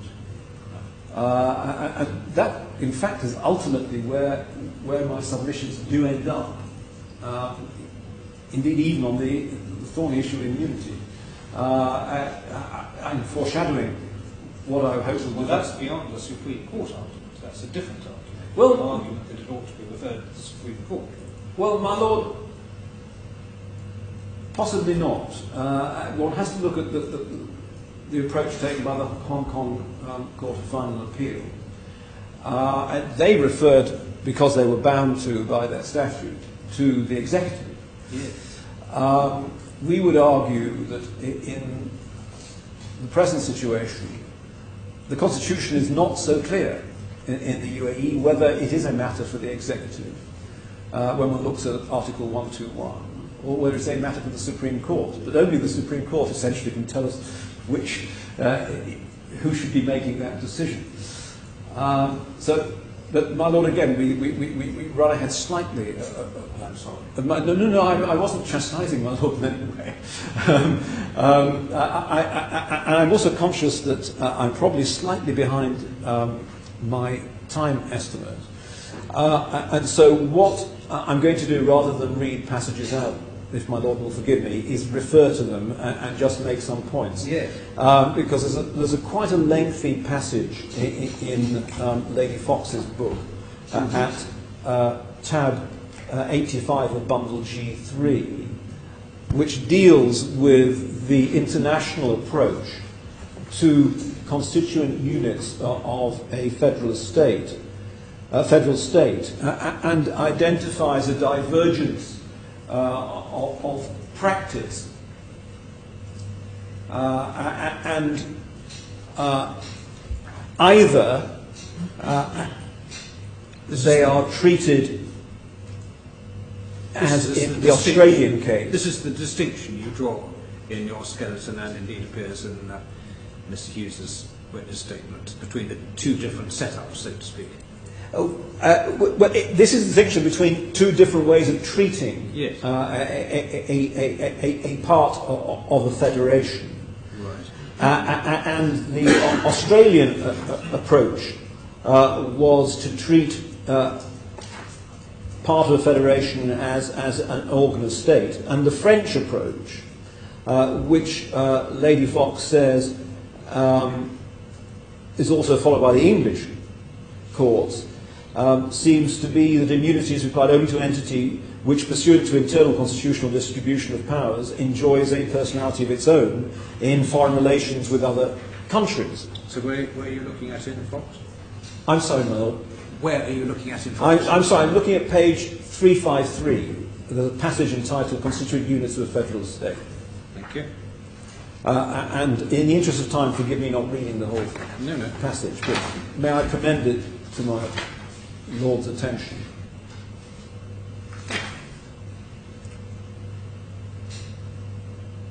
Yes. The short point is, as a matter of fact, the UAE maintains a consulate general in Erbil. As one can see from the evidence, I can give you the reference. In fact, the KRG has a Department of Foreign Relations, and the accreditation of the UAE Consulate General is in the bundle at E4 188. Again, I needn't take you to it. Yes. So it may well be, in our submission, that the KRG satisfies both the Australian and the French tests as set out by Lady Fox there. We also pray in aid the United Nations Convention on Jurisdictional Immunities and Their Property, December 2004, which we've referred to as the UN Convention. English courts have regarded that as representing the current international practice that was stated by Lord Bingham. Again, in the interest of time, I won't take you to it. in the case of Jones against Saudi Arabia, which I'm sure my Lord knows well, the torture case. That is in the bundle at G3, tab 57. And may I ask my Lord to pay attention to paragraphs 8 and 26D of the judgment, where he states that the UN Convention represents current international thinking.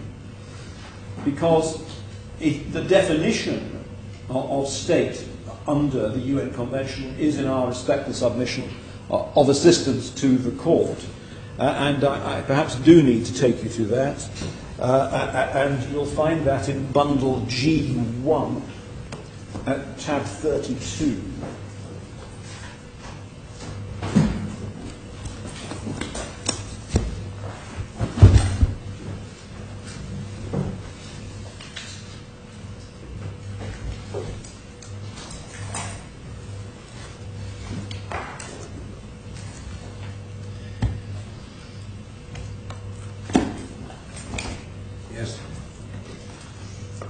And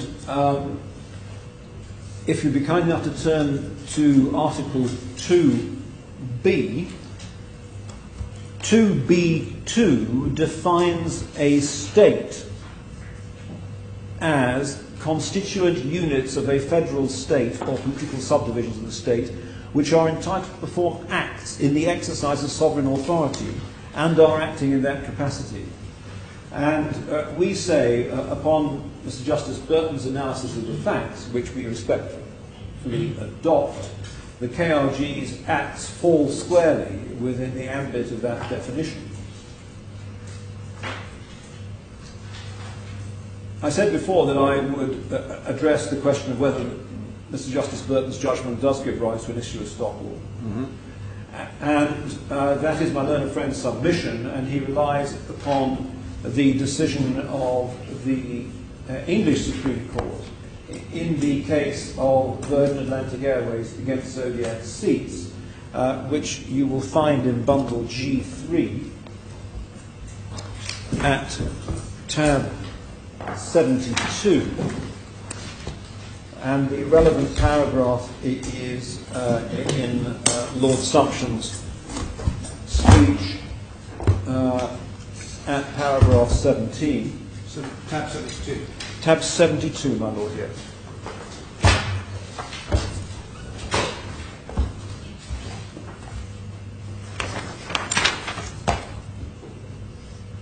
It's page 180, internal numbering, at letter F, where Lord Sumption states the principle that where the cause of action is not the same in the later action as it was in the earlier one, some issue which is necessarily common was decided on the earlier occasion and is binding. I'm so sorry, which paragraph here? I'm so sorry. It's a letter between letters F and G on page 180. Gotcha. Yes, thank you. Yeah. What we say is that there is no issue estoppel, and the facts do not begin to approach an issue estoppel. First, Mr. Justice Burton was expressly deciding whether the KRG is a separate entity within the meaning of section 14.2 of the English Act. What he was not deciding was whether the sovereign authority he found to have been exercised by the KRG had been devolved to the KRG by the Constitution. You need to look at the question that he was answering in that case. And he appears in our submission to have thought that there was a distinction in the terms of sections 14.1 and 14.2 between a constituent part of a state exercising its own sovereign powers and exercising the state's powers. We submit that actually section 14 doesn't say that, and section 14.2b, as we've seen, makes that clear. He seems to have thought that that was common ground between the parties. I'm not sure what. That's where I read his earlier paragraph. As both parties before me accept. Paragraph 16.2b. Yeah, you have to. It had to be regarded, as I understood it. It had to the common ground to be. It had to be that the KRG has to be regarded as a separate entity if it is to assert sovereign immunity under the Act. Well, I'm looking back at 16.2b at page 795. Yes. The question it appears to be asking is, was it an exercise of sovereign authority of the state, or, as a separate entity, common ground that form is necessary? So Yes. the latter wouldn't be good enough. Sorry, mate. That's what I'm looking at. 795, 16. 16.2, under issue 2, Yes. and little b, which is what he refers to, paragraph 37, when he comes to his conclusion.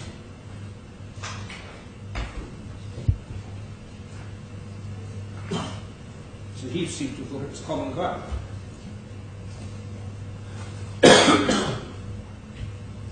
That it was no good if it was exercised as a separate entity. Well, my lord, if I may say so, that illustrates the difference between the Act and the common law. Because that would mean, because the New Brunswick case is precisely where a separate part of a state was exercising its sovereign immunity. Well, it's a bit odd, isn't it? And so, my lord, the whole point that I'm making is that this case turns upon an act which doesn't apply in this jurisdiction. And so, whether he was right or wrong, whether the concessions were right or wrong, it doesn't give rise, his judgment does not and cannot give rise to an issue estoppel, because the issues were not the same.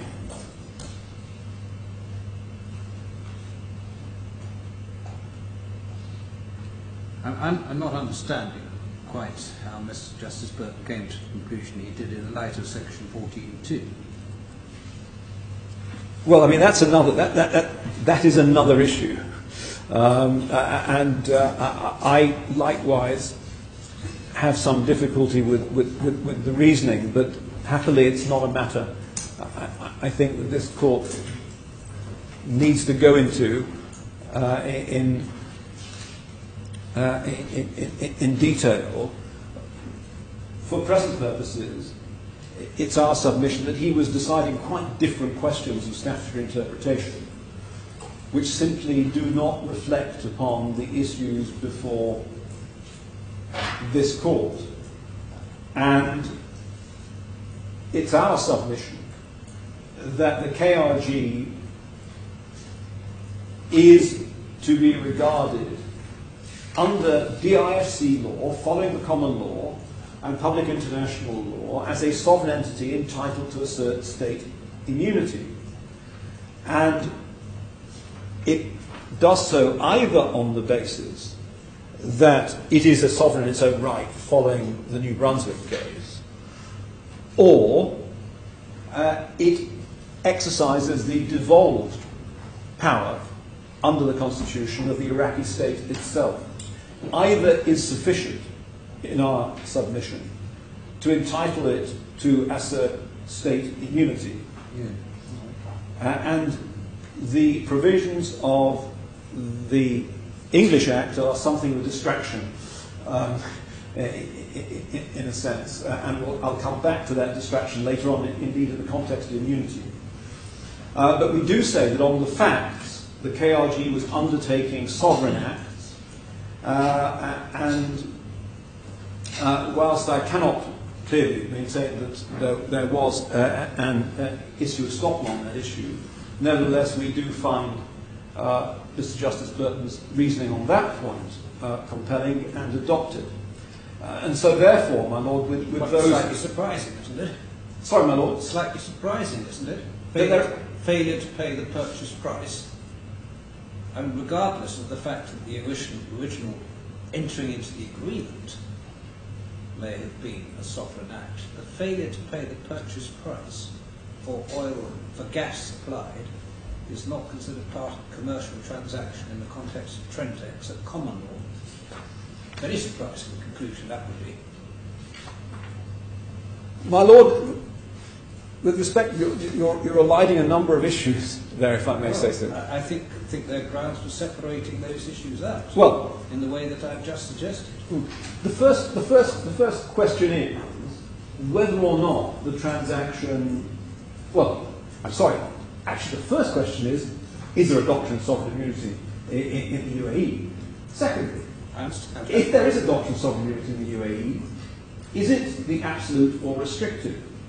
Yes. Well, there can't be much doubt, Mr. Black, that the modern doctrine is such as to exempt commercial transactions from sovereign immunity. Well, I would find the contrary almost impossible to argue were I in your position. Well, my Lord, if I may say so, I hope not. Hope in the spirit of good fun. Tell that to the Chinese. Well, I understand that, but we're not talking about China. We're talking about common law. And universally around the world, commercial transactions are now treated as being not subject to sovereign immunity, are they? I'm not talking about the common law at this point in the analysis. I'm talking about UAE, which is not a common law. Right. Now, it may be that the UAE might adopt a restrictive doctrine, particularly if it follows Egyptian jurisprudence. And as I'm sure my Lord knows, Egyptian jurisprudence is often deployed in the courts of all of the Gulf states, because Sanhori was the draftsman of many of the civil cases. So it is, as I say, I think in my submission, I can make an educated guess that if there is a doctrine of immunity, it may be the restrictive version, but I'm not in a position to second guess what the decision may ultimately be. So if there is a restrictive doctrine which is applicable, whether as common law or under the UAE civil law, then the question is whether the transaction falls one side or other of the line. Yeah. If the transaction falls on what I might call the non-commercial sovereign side of the line, the fact that a party has not paid monies which may or may not be due under that transaction is irrelevant, because it is entitled to assert absolute immunity. If the doctrine falls on the commercial side of the line, it is not entitled in any event to assert sovereign immunity in respect of that transaction, and if it is in breach of that contract, it is treated in the same way as any other party. Respectfully, my Lord, that I would submit is the correct analysis of the situation that my Lord put forward. With that, my Lord, may I move on to the fascinating topic of service? Yes. And indeed, we have seen from Dicey that without valid service there is no jurisdiction. I hope without being too tendentious, the claimants do not appear to like the Riyadh Convention very much. They find it inconvenient and they ask this court to disregard it. We say that it cannot do. This court, and indeed all of the courts of the Union, are bound by it. The claimants purport to state the intentions of the Convention based, as we have seen, not only on a mistranslation, but we say on a cultural misunderstanding of Middle Eastern civil procedure. The provisions of the Convention are mandatory by their express terms. Both translations use the word shall. The claimants have not pointed to any cases or any learning that suggest that the convention is not mandatory. The highest they can put their case, at paragraph 119 of their skeleton, is to assert, without authority, that the provisions of the convention must be permissive. We say that submission is based on a complete misconception as to the procedural regime within which the convention was drafted to function. There are references to application notices, witness statements, skeleton arguments, and bundles. Those are all creatures of the CPR. They are not creatures of Gulf civil procedure. However, we say if there is the slightest doubt on the subject, only the Union Supreme Court has jurisdiction to interpret the Convention under Article 59 of the Union Supreme Court law. And again, just to remind my Lord for his note, you'll find that at Bundle G1, tab 24. We say the claimants cannot sidestep the provisions of the Convention they find inconvenient by coming to the courts of a free zone within a member state and inviting those courts to disregard its terms. They seem to find particularly inconvenient the concept of sovereign immunity embodied in Article 10 of the Convention. The claimants submit that Article 9 of the Convention, they actually mean Article 10, appears to provide the signatory states with absolute immunity, and that must be wrong, and therefore cannot have been the supposed intention of the Convention. We say that what underlies that submission is a neo-colonialist attitude that the only correct doctrine is the English or Western version of restrictive immunity. As I said before, China doesn't agree, and unless and until the Union Supreme Court provides a definitive interpretation of the Convention for the UAE, we are left with its express terms, which do, on their face, provide for a mandatory application. The claimant's further confusion of the terms of the Convention is demonstrated at paragraph 120 of its skeleton, where it makes reference to Articles 31 and 37, which relate to the enforcement of judgments and are not relevant to service. The point appears to be that the rules governing service are those of the issuing court. This is not accurate. As we've seen, Article 11 provides that the applicant authority may specify the method of service, provided it does not contradict the law of the place of service. Thus, an issuing court does not contradict the law of the place. Thus, an issuing court could specify service, for example, on a party's lawyers, but only if that is permitted in that party's domicile. And I'll come back to that point also in as far as it reflects on the rules of the DIFC court as well. At paragraph 116 of its skeleton, the claimants assert that the KRG will block service under the Riyadh Convention. It's a point that my Lord put to me again earlier this morning.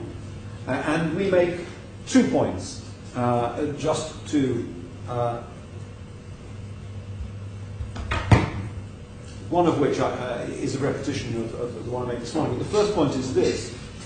If the KRG has the right to assert sovereign immunity under the Riyadh Convention, yes,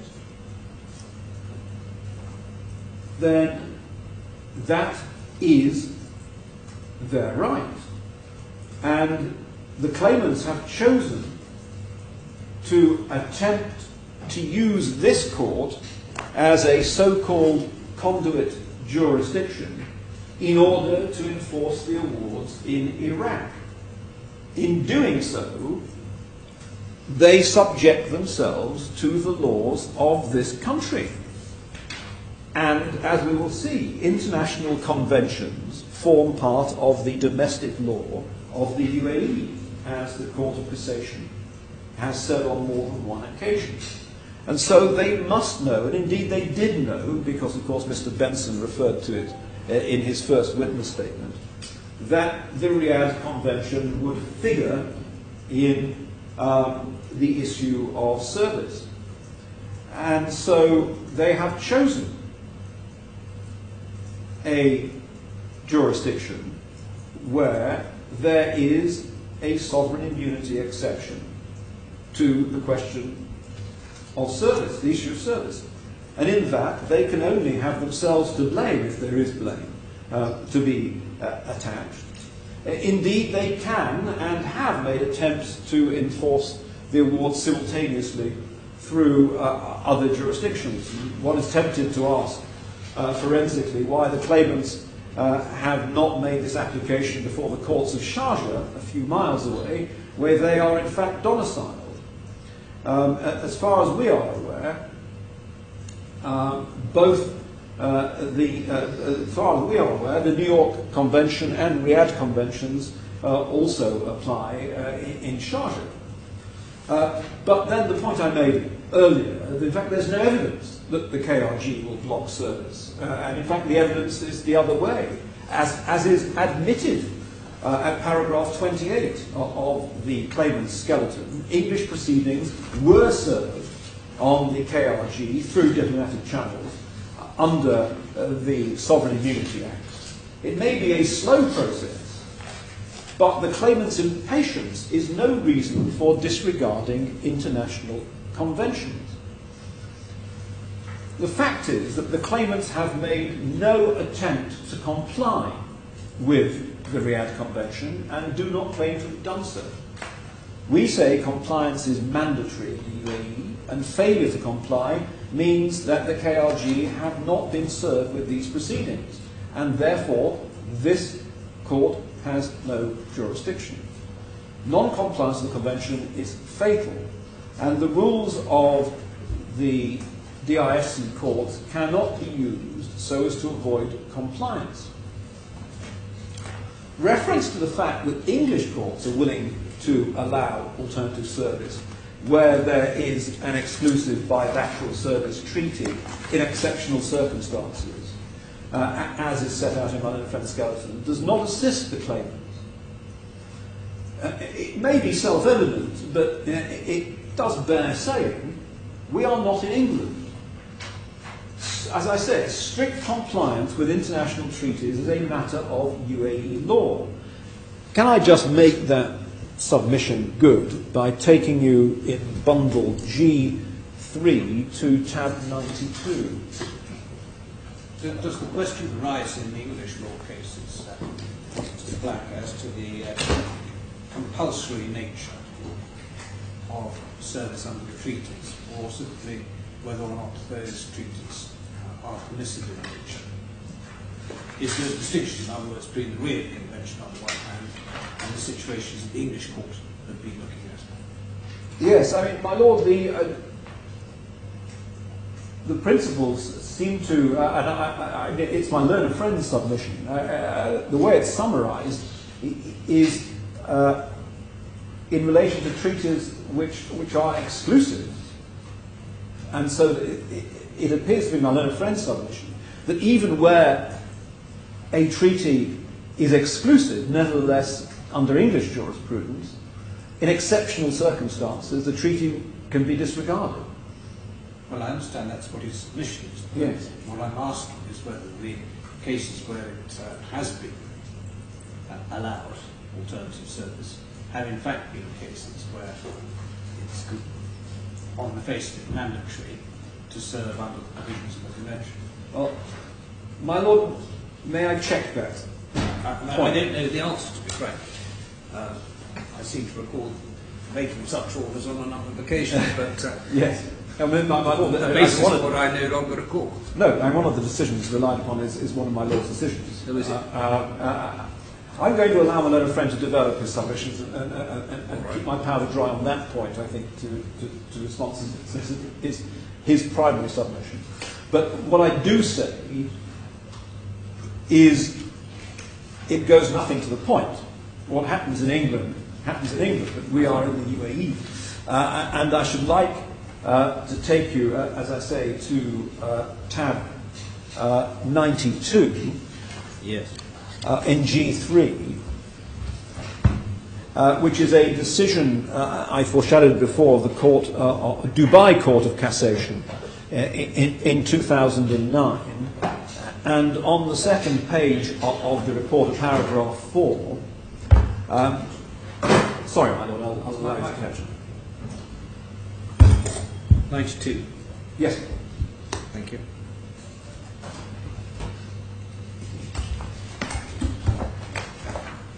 Yeah. This is said, it is well settled that international conventions that have achieved the force of law in the UAE by ratification are deemed to be part of the applicable domestic laws of the state. And UAE judges must give effect to the provisions thereof in disputes placed before them, even though the parties may not have submitted a copy of the provisions of the convention relating to the dispute before the court. The essential point is that effect must be given to the provisions of the laws in force in the UAE.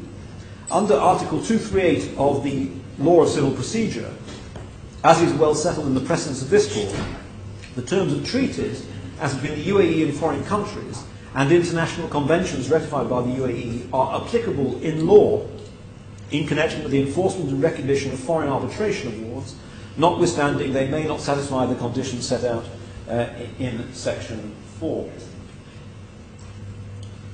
So we submit that one cannot make the same assumptions about public policy that one does in relation to the English attitude to treaty obligations and exclusive convention in the UAE.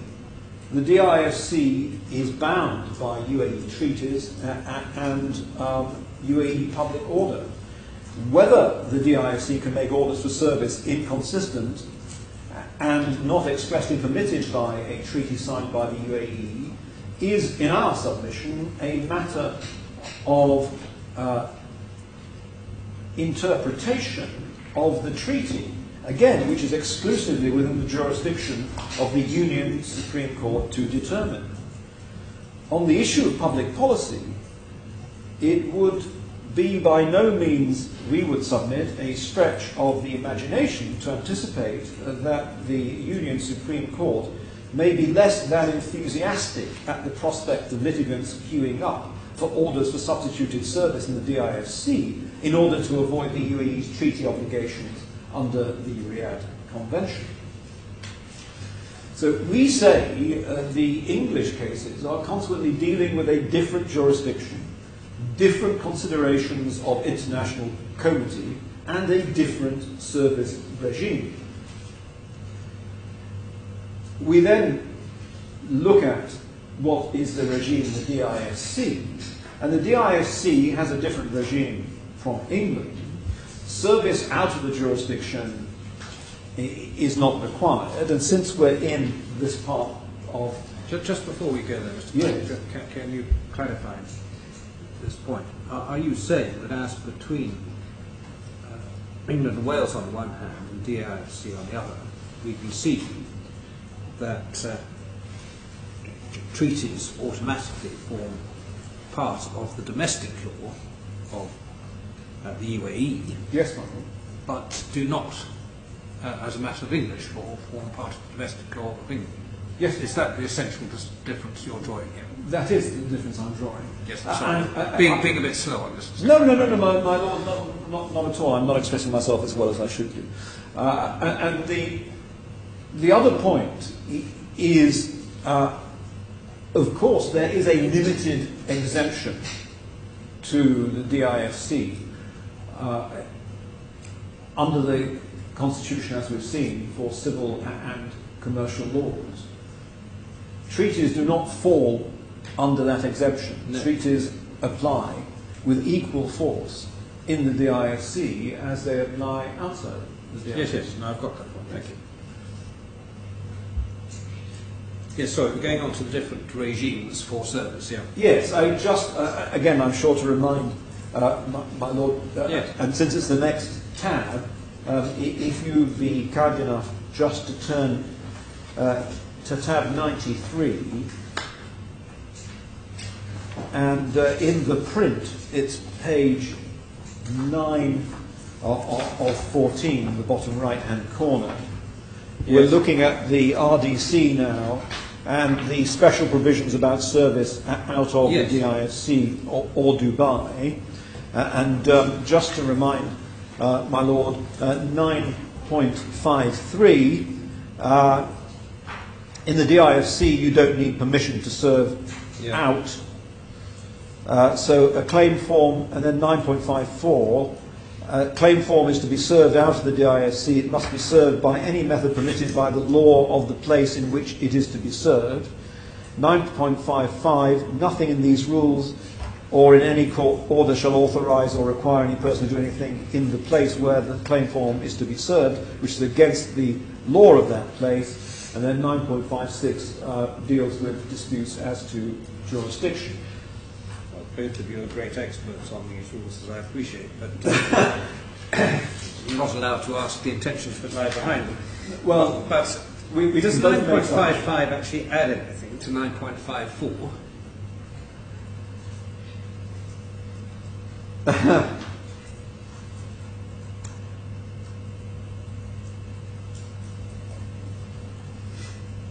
I'm trying to think of a circumstance where it may be that you can serve by a method that's permitted, but it's nevertheless Against the law of that state to do so. yes. So, in certain jurisdictions, it is certainly against the law. I'm trying to think, serving government entities in certain jurisdictions. Right. It would take me a little while, I think, to invent a situation. Well, the authors must have thought that there was a situation, presumably. Yes, Otherwise, they'd have left it at 9.54. they would indeed, and they may have taken the lead from the CPR. I follow that. Excuse me. There it is. There is an interesting point in this case that I will come to, and I foreshadow it now because the question in this case is, where is the place of service that we're talking about? Yes. Because in the evidence, the suggestion is the place of service is England. Well, of course, that's true in one sense, but not in another. But I mean, in a sense, that begs the Riot Convention point, doesn't it? It does. And it may, and this is where the difference in translation could, in theory, have some impact. Well, my Lord, it will be my submission in due course that the suggestion in the evidence is not an argument that I wish to put forward. The argument. I'm not following that. Well, the suggestion in the Mr. Hughes, with the great respect, who sits behind me, has suggested in the evidence that the place of service is the UK, and that service is contrary to the English Act, and so service wasn't. I don't think that point can take you very far. That is not the submission I wish to make. That's what I thought. The submission I wish to make is that the place of service is Iraq. Or ought to be Iraq, at the very least. Well, it is Iraq, and even though the substituted service is upon English solicitors at their American attorneys at their English office, but the service that is sought to be effective is service on KRG in Iraq. Yes, it's a means of serving Yes. KRG. And consequently, what I say is that when you look at 9.54, the method permitted by the law of the place it is to be served means a method permitted under the law of Iraq not under English law. And equally under 955, if there is a contravention of the law of the place, it is the law of Iraq. And that comes back in on the issue of non-disclosure in relation to the ex parte order. But I'll develop that submission. The truth of it is this, then, isn't it? Again, I don't want to cut you short, Mr. No. At the end of the day, if you're right on your main point, the non-disclosure points simply fall by the wayside. It does. It's been a matter now. If you're wrong, do the non-disclosure points really go anywhere at all? If you're wrong in your main arguments. Perhaps you'd like to think about that, but I just wonder if in truth they add anything to the Yes, well, overall picture or not. yes, well, I mean, my Lord sees I hesitate. Come back to it. I will do. Though my Lord will probably reason my hesitation. So we say that the English authorities, on the question of what we would say is disregard of mandatory treaties, are not applicable. But if they are, they deserve, of course all cases do, they deserve a careful analysis. And can I take you to the Marisham case, which is in this bundle, G3, at tab 60.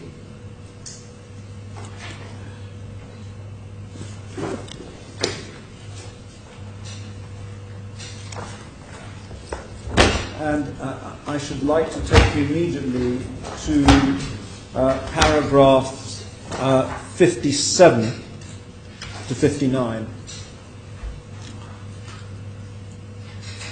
And here is reference to my Lord's decision that I referred to a moment ago, paragraph 57. In my judgment, the current state of the law is as set out in the decisions of Mr. Justice Cooke in Deutsche Bank against Sebastian Holding, and Mr. Justice Popperwell in Societe Generale against Goldas, I'm not even going to try and pronounce that, and others. And in the HSC cases, or cases in which there is a bilateral service treaty which is exclusive in its application, which is where that phrase comes from, 1. Exceptional circumstances, rather than merely good reason, must be shown before an order for alternative service other than in accordance with the terms of the treaty can be used. And 2, mere delay or expense in serving in accordance with the treaty cannot without more constitute such exceptional circumstances. I say without more because delay might be the cause of some other form of litigation prejudice, or be of such exceptional length as to be incompatible with the due administration of justice. And then can I pass down to paragraph 59? In this regard, it is significant that one of the reasons which Lord Sumption gave in Abdallah as to why the, quotes, muscular presumptions against service out which are implicit in the adjectives like exorbitant were no longer appropriate, was the accession by the United Kingdom to a number of conventions and the greater measure of practical reciprocity that now exists. While Lord Sumption was referring to jurisdiction conventions, service conventions themselves reflect the new reality to which Lord Sumption was referring and provide a formal reciprocity on service issues. In these circumstances, I see nothing in Lord Sumption's observations which would justify a court in being more ready to subvert or bypass a service treaty now than was the case before Abdallah. The claimants in this case say that exceptional circumstances prevail. The claimants make a number of what are hotly disputed allegations against the KRG in what we submit as a transparent attempt to prejudice the court against the KRG. But, as we say, the lie is given to the submission that service cannot be effected in accordance with the Riyadh Convention by the fact that they have already effected service under the Hague Convention. It just took some time. And that is not enough to justify, quotes, subverting or bypassing the Riyadh Convention. The claimants make unsupported assertions in paragraph 126 of their skeleton, and suggest at paragraph 1263 that the tribunal relied on these in the first partial award. Again, this is a matter of some granularity. I needn't take you to it in detail. But in fact, at the paragraphs the claimants cite, the tribunal actually stated that the tribunal considered the assertions which are now being repeated, quotes, do not provide a basis for the tribunal to draw any inferences relevant to the outcome of the arbitration. And just for the note, that's the first partial award, paragraph 64, yes, which is at E120 stroke 390. We say it's of no assistance whatsoever in the interpretation of the Riyadh Convention that English or indeed Australian courts have made ex parte orders against states under their own legislation. The passages that my learned friend cites from the Gold Reserve case really go nothing to the point. They deal with what is required for service under section 12.1 of the SIA. Of more importance, however, is a passage in that case which I should like to take you to at bundle G2, tab 54.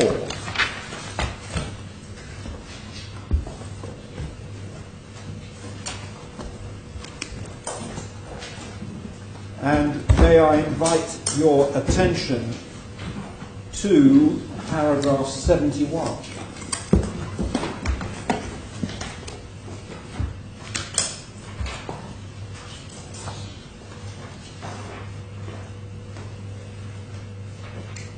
And of course, it's a subject to the point that my Lord raised before.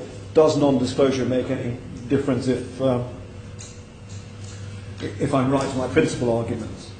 But here, Mr. Justice Tier said that when a judge is faced with an application for permission to enforce an award against a state, as if it were a judgment, the judge will have to decide whether it is likely the state will claim state immunity.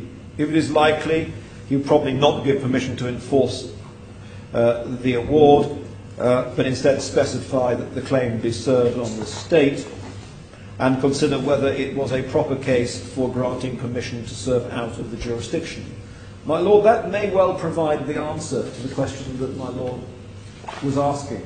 What difference does the non-disclosure make? Because there were two elements of the ex parte order, of course. There was the ex parte order for enforcement and also the ex parte order for service. And if, let us say, for example, my Lord were not with me on enforcement, sorry, if my Lord were with me on enforcement, and that there should have been an inter partes hearing, had he been fully and properly informed about the ramifications of sovereign immunity. That takes us then to the question of should service have been effected under the Riyadh Convention. The claimants sought to circumvent that by a second ex parte application, which we also say was based upon a non-disclosure. And so substituted service was ordered, thereby short-circuiting the whole process, when the whole process should have been that an inter partes hearing was ordered and that service should have been effected under the Riyadh Convention. So, my Lord, I hope that answers the question that my Lord asked before as to why the non-disclosure may well have some may well have some effect. And we see here, I needn't read further, that Mr. Justice Tier took the view that where immunity was clearly on the table, he took the same view as the Canadian court did in the TMR case that I referred to at the beginning of my submissions. Yes.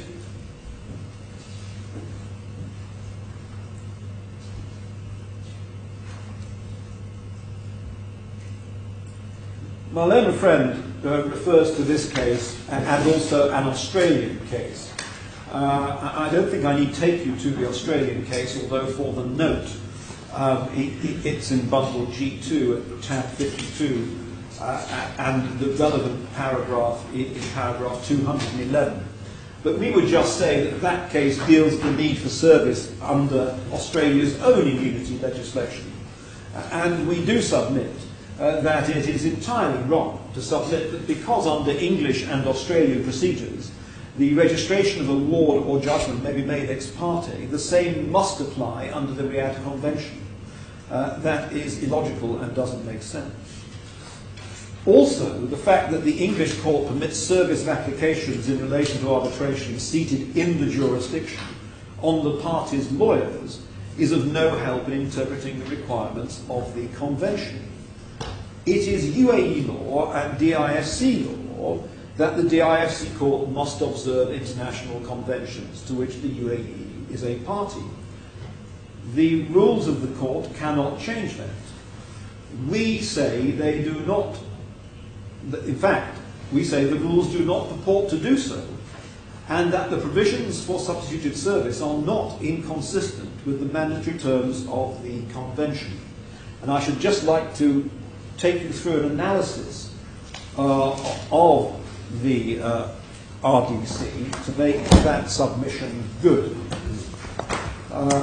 So we will find the relevant rules at the back of bundle G3 at tab 94.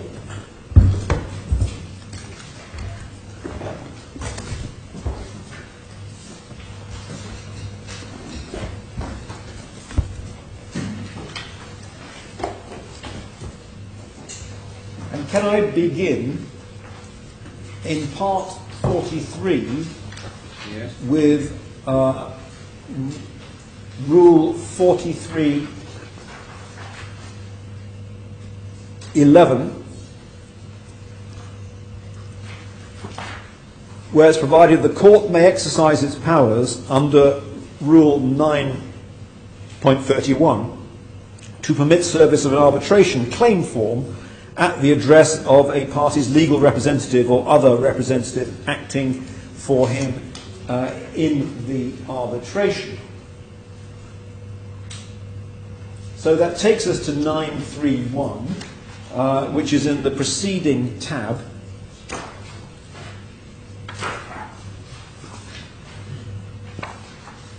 At internal page 7. And we ask you to note that 9.31 is in section 1 of part 9, which deals with the service of documents in the DIFC and Dubai. Well, it deals with general rules about service, doesn't it? Well, As such. it's important to read 9.1. Yeah. If we go back to page 3. So general rules about service, 1. Part 9 rules about service apply generally. And then 9.1, the rules in this section of this part apply to the service of documents in the DIFC and Dubai, except where any other rule or enactment or practice direction makes a different provision, Or the court otherwise orders. Yes, my lord. So, on the face of it, I mean, whilst I followed this line, it appears that the court does have some general discretion here. Well, subject to what follows, if I develop this. Please. So far as orders for... we've already seen section 3, which applies to service outside Dubai. Yes. And that is the point, that section, if there is a discretion, that section delineates, if you like, or circumscribes the discretion under 9.1. So far, we have to go back, I'm afraid, and I'm sorry to flick backwards and forwards to part 43 now, and 43.69.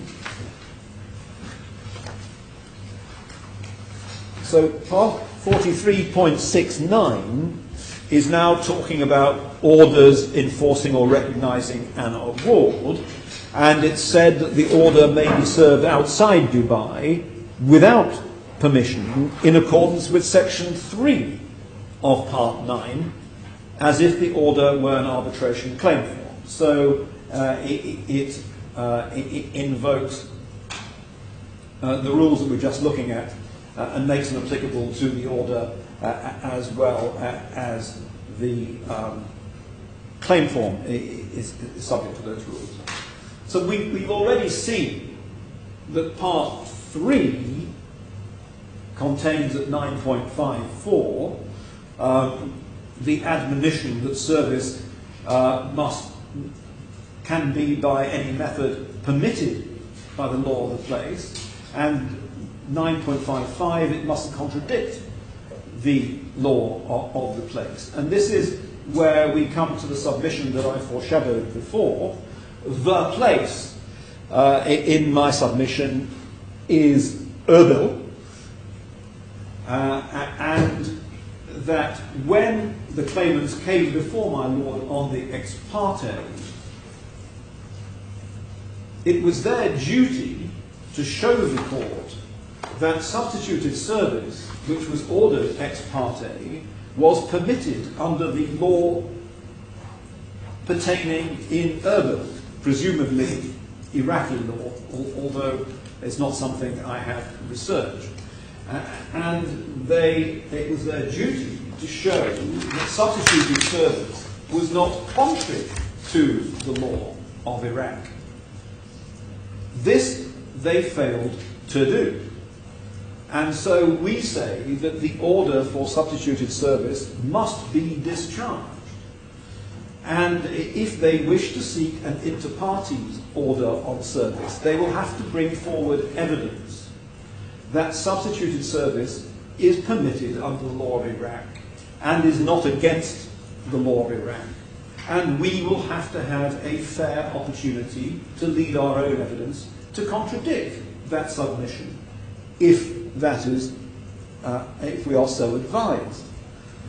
By seeking an ex parte order, we were deprived of that opportunity. What is certainly clear today, my lord, is that the Riyadh Convention says nothing about substituted service. And it certainly does not appear to permit substituted service. So on the question of service... You haven't actually produced evidence yourself on the subject. Neither party has. As to whether substitute service is a concept known or unknown, or permitted or not permitted, so far as KRI is concerned. Well, also so far as the Riyadh Convention is concerned. Well, I've got the Riyadh Convention. No, but my lord, a number of points here. Dealing first with this court's powers. This court's powers are subject to the Riyadh Convention. I've got that point clearly, Mr. Black. I'm just exploring this, which was a subsidiary point. So far it is a subsidiary point. I'm just trying to see where the evidence on that goes, because at present I don't actually have any evidence, do I? Well, my lord, that is the KRI. That is my point. Well, that is exactly my point. That the claimants came before you on an ex parte application, when, as we say, it was their duty to adduce that evidence. I understand all of that, but the point I'm asking you is, whilst you say it was their duty, you haven't actually come before the court yourself to say that it is not a permissible way of serving. There's no evidence before the court one way or the other. No, my lord, the fact is that they should have made an inter partes hearing, and we should have had that opportunity. And that is why, that's why the non-disclosure issue is important. Very good.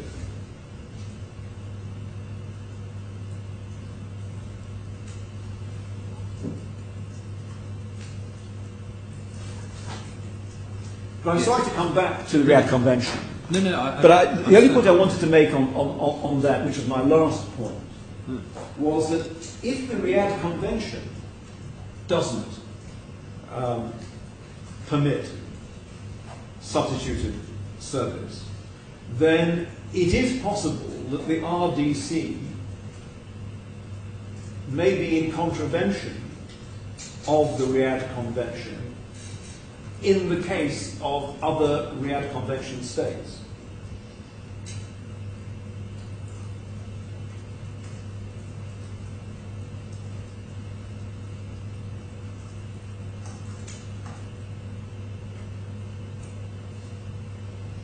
And that is an internal matter within the UAE, and is a matter which we submit is one for the Union Supreme Court.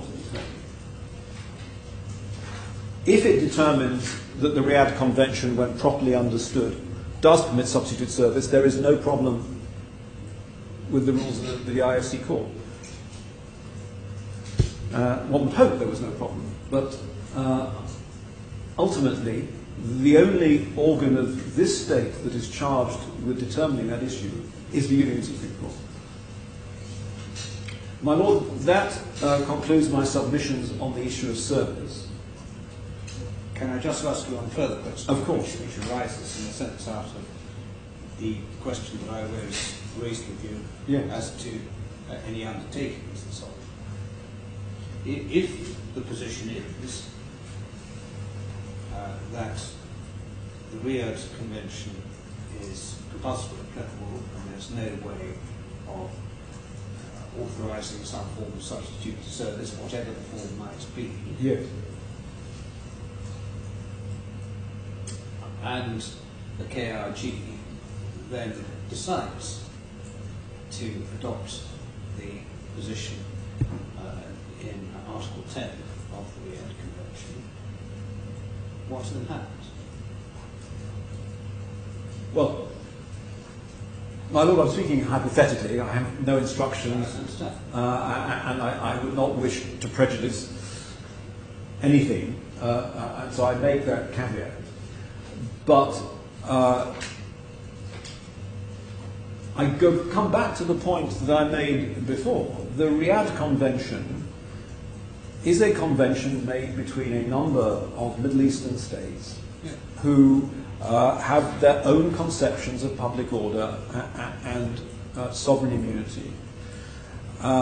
It is not, in my respectful submission, for any court, particularly and sensitively, a court which is a common law island within that community, to be critical towards the exercise of a right that sovereign states at arm's length have chosen to confer upon each other in this region. Yes, It is delicate political ground, and I'll come to the politics in due course, now this afternoon, on my submissions on sovereign immunity. And of course, we're thrown very much into high relief by the position of Hong Kong, by analogy, where one has to pay deference to, as it were, the ultimate sovereign power in whose jurisdiction the court resides. but bottom line, Mr. Black, is you take it simply on the chin. You say if it has the effect of stymieing enforcement proceedings, then it has that effect because that's what the states agreed. Yes, That's really what it comes to. that's what I'm trying to say in rather common, I can't even say the word, roundabout terms. Yes. Yes. Circumlocution, I think. My That's the lord, word yes. you're after. But supposing you're right on your rules point about substitute service not being available in relation to service out of the jurisdiction, Yes. that point could be overcome were I to think the circumstances were appropriate by making an order for substituted service on your lawyers who are in the DIFC. He's still subject to all the Riyadh Convention points you want to take. I understand that. But simply on the rules point in itself, if there's a rules deficiency, or I shouldn't say deficiency, but if there is a provision in the rules which means that substituted service is not available outside the jurisdiction, then that would be a means of overcoming it, wouldn't it? No, it wouldn't, my lord. Because the point is that the service, even on a lawyer 100 metres away in the DIFC, by way of substitution, is service in Iraq. You're back to the same point. Yes. It's still deemed, it's a deemed service. You're not serving the lawyers, you're serving the KRG. And the KRG are in Iraq, they're not in the DIFC. It's a deemed service Yes. on the party in Iraq. That's what Indeed. I mean, if the KRG were in the DIFC, you wouldn't need substituted service. No. With my Lord's permission, may I move on to the next section of my submission? Yes, please. Thank you. The next section of my submission is on the assumption that the KRG has properly been served with proceeding. The question is, does the court have jurisdiction to try the claim, or should the court not exercise any jurisdiction it may have? Or, as a third possibility, should the court refer the question of its jurisdiction for determination by the USC, being a matter of foreign affairs within the meaning of Article 120 of the Constitution? The short point in relation to the first question, i.e., does the court have jurisdiction, is that the DIFC courts in our submission do not have jurisdiction to hear this claim, because state immunity is a matter of foreign policy.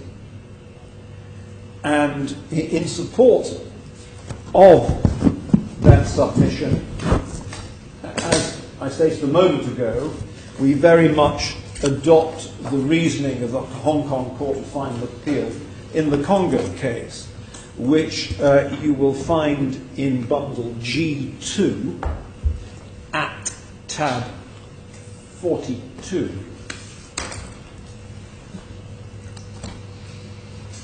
I don't know whether my Lord has delved into this judgment. It is a magnum opus, No. in every sense of the word. I, in one sense, regret that you're going to have to read it. In another sense, for any lawyer, actually, it's a rather enjoyable read. It is very closely reasoned and the work of very considerable scholarship. And from an academic point of view, quite an interesting document. Well, I may lack intellectual curiosity in this respect. I hope not by the end of this afternoon. but is it really going to help me to look at a situation where the basic law had particular provisions? Because I will be submitting they're not that different from the Constitution. I am going to analyse the difference between the basic law and. Well, the question is, how does it really help me? Is the analysis in it such that it makes a difference to the way I should be analysing the position, so far as the UAE Constitution is concerned and the judicial authority law and so on and so forth? That's the real question. Is it Yes, really I mean, going to help me? my Lord, we do say that this is very helpful guidance and very well considered. I'll take your word for it and listen to it as closely as I may. Yes. Well, my Lord may not agree with me, but I will try not to read too much of it. But at this point in the submission, can I take you to paragraph 265, which is at page 111 of the judgment?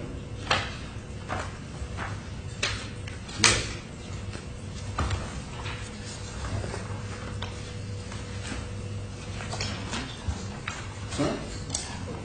I'm sorry, which tab? It's 42.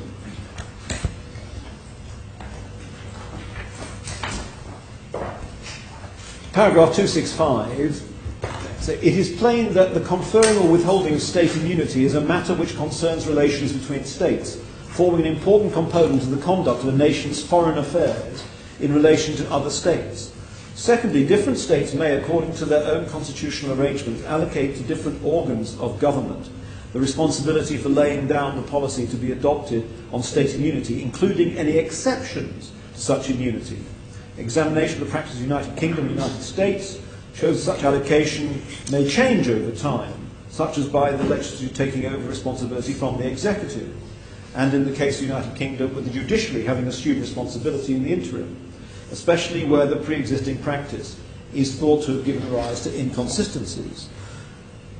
Thirdly, as the central government letter in China, practice or doctrine of state immunity adopted in a unitary state applies uniformly to the whole state. At common law, it's been held that federal constitution may vest sovereignty in a member state or province in such terms as to enable separately to claim state immunity in a British court, and there's a reference to the New Brunswick case. However, there is nothing in the common law jurisprudence to suggest that a region or municipality forming part of a unitary state can establish its own immunity practice at variance with that of the state to which it belongs.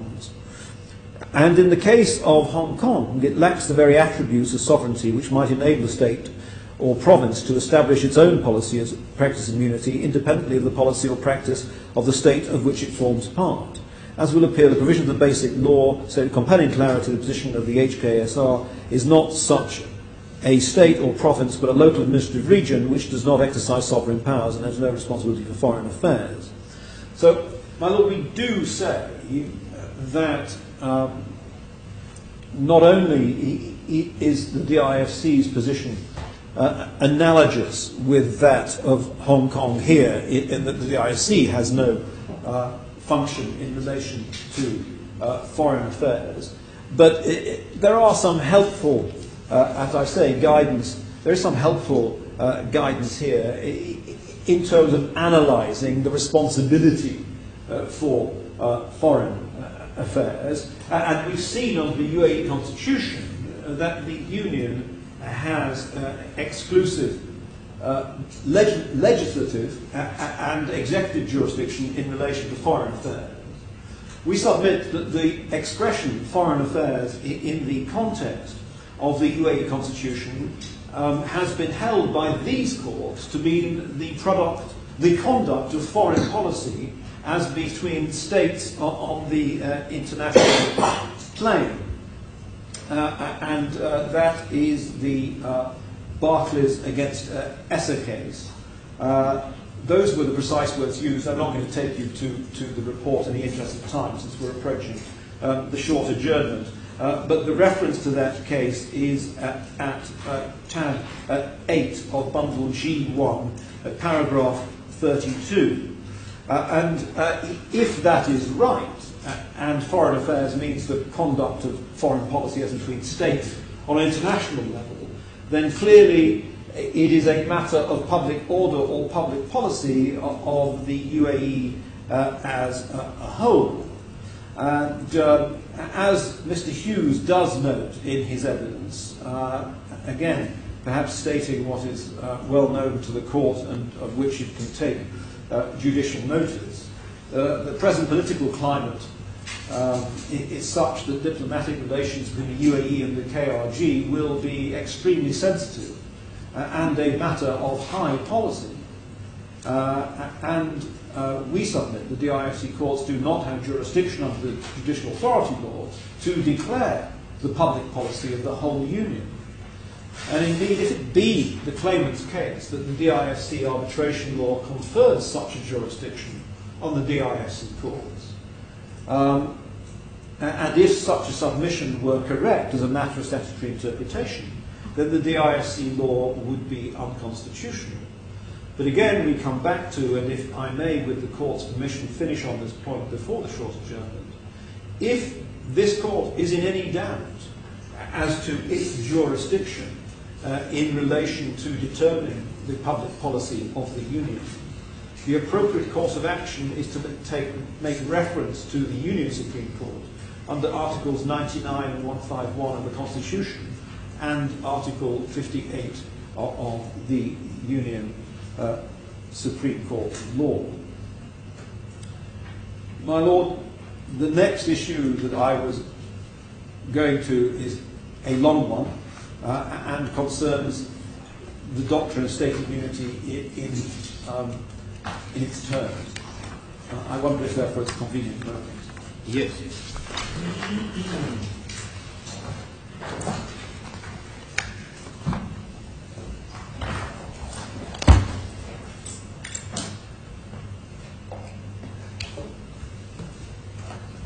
So, in terms of your timetable, have I held you up more than expected?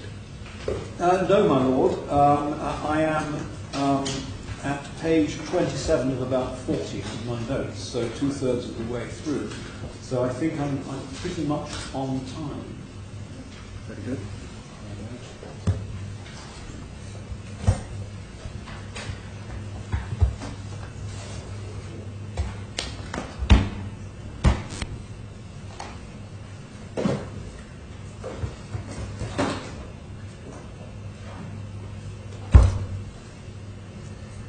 Two o'clock then? Thank you. All rise.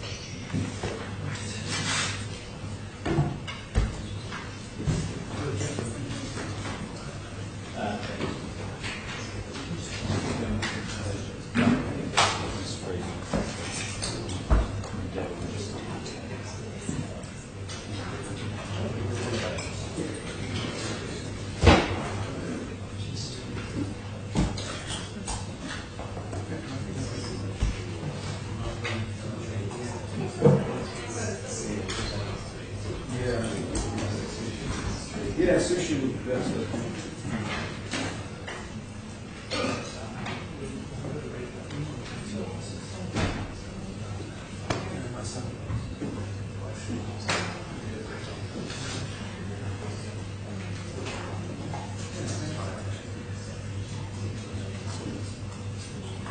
Yes.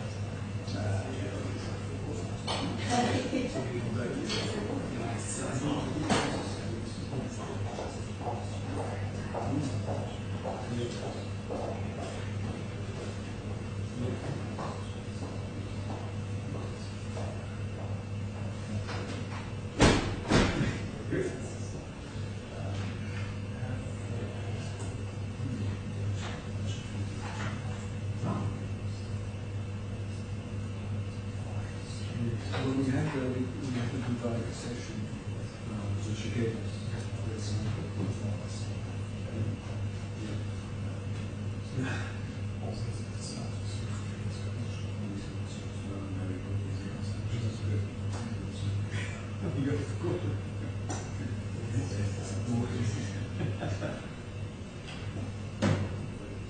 It is very good.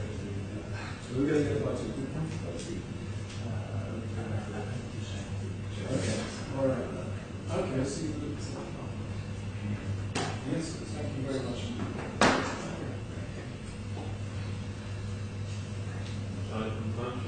introduced it again. we're going to say to Shell quick. Yes.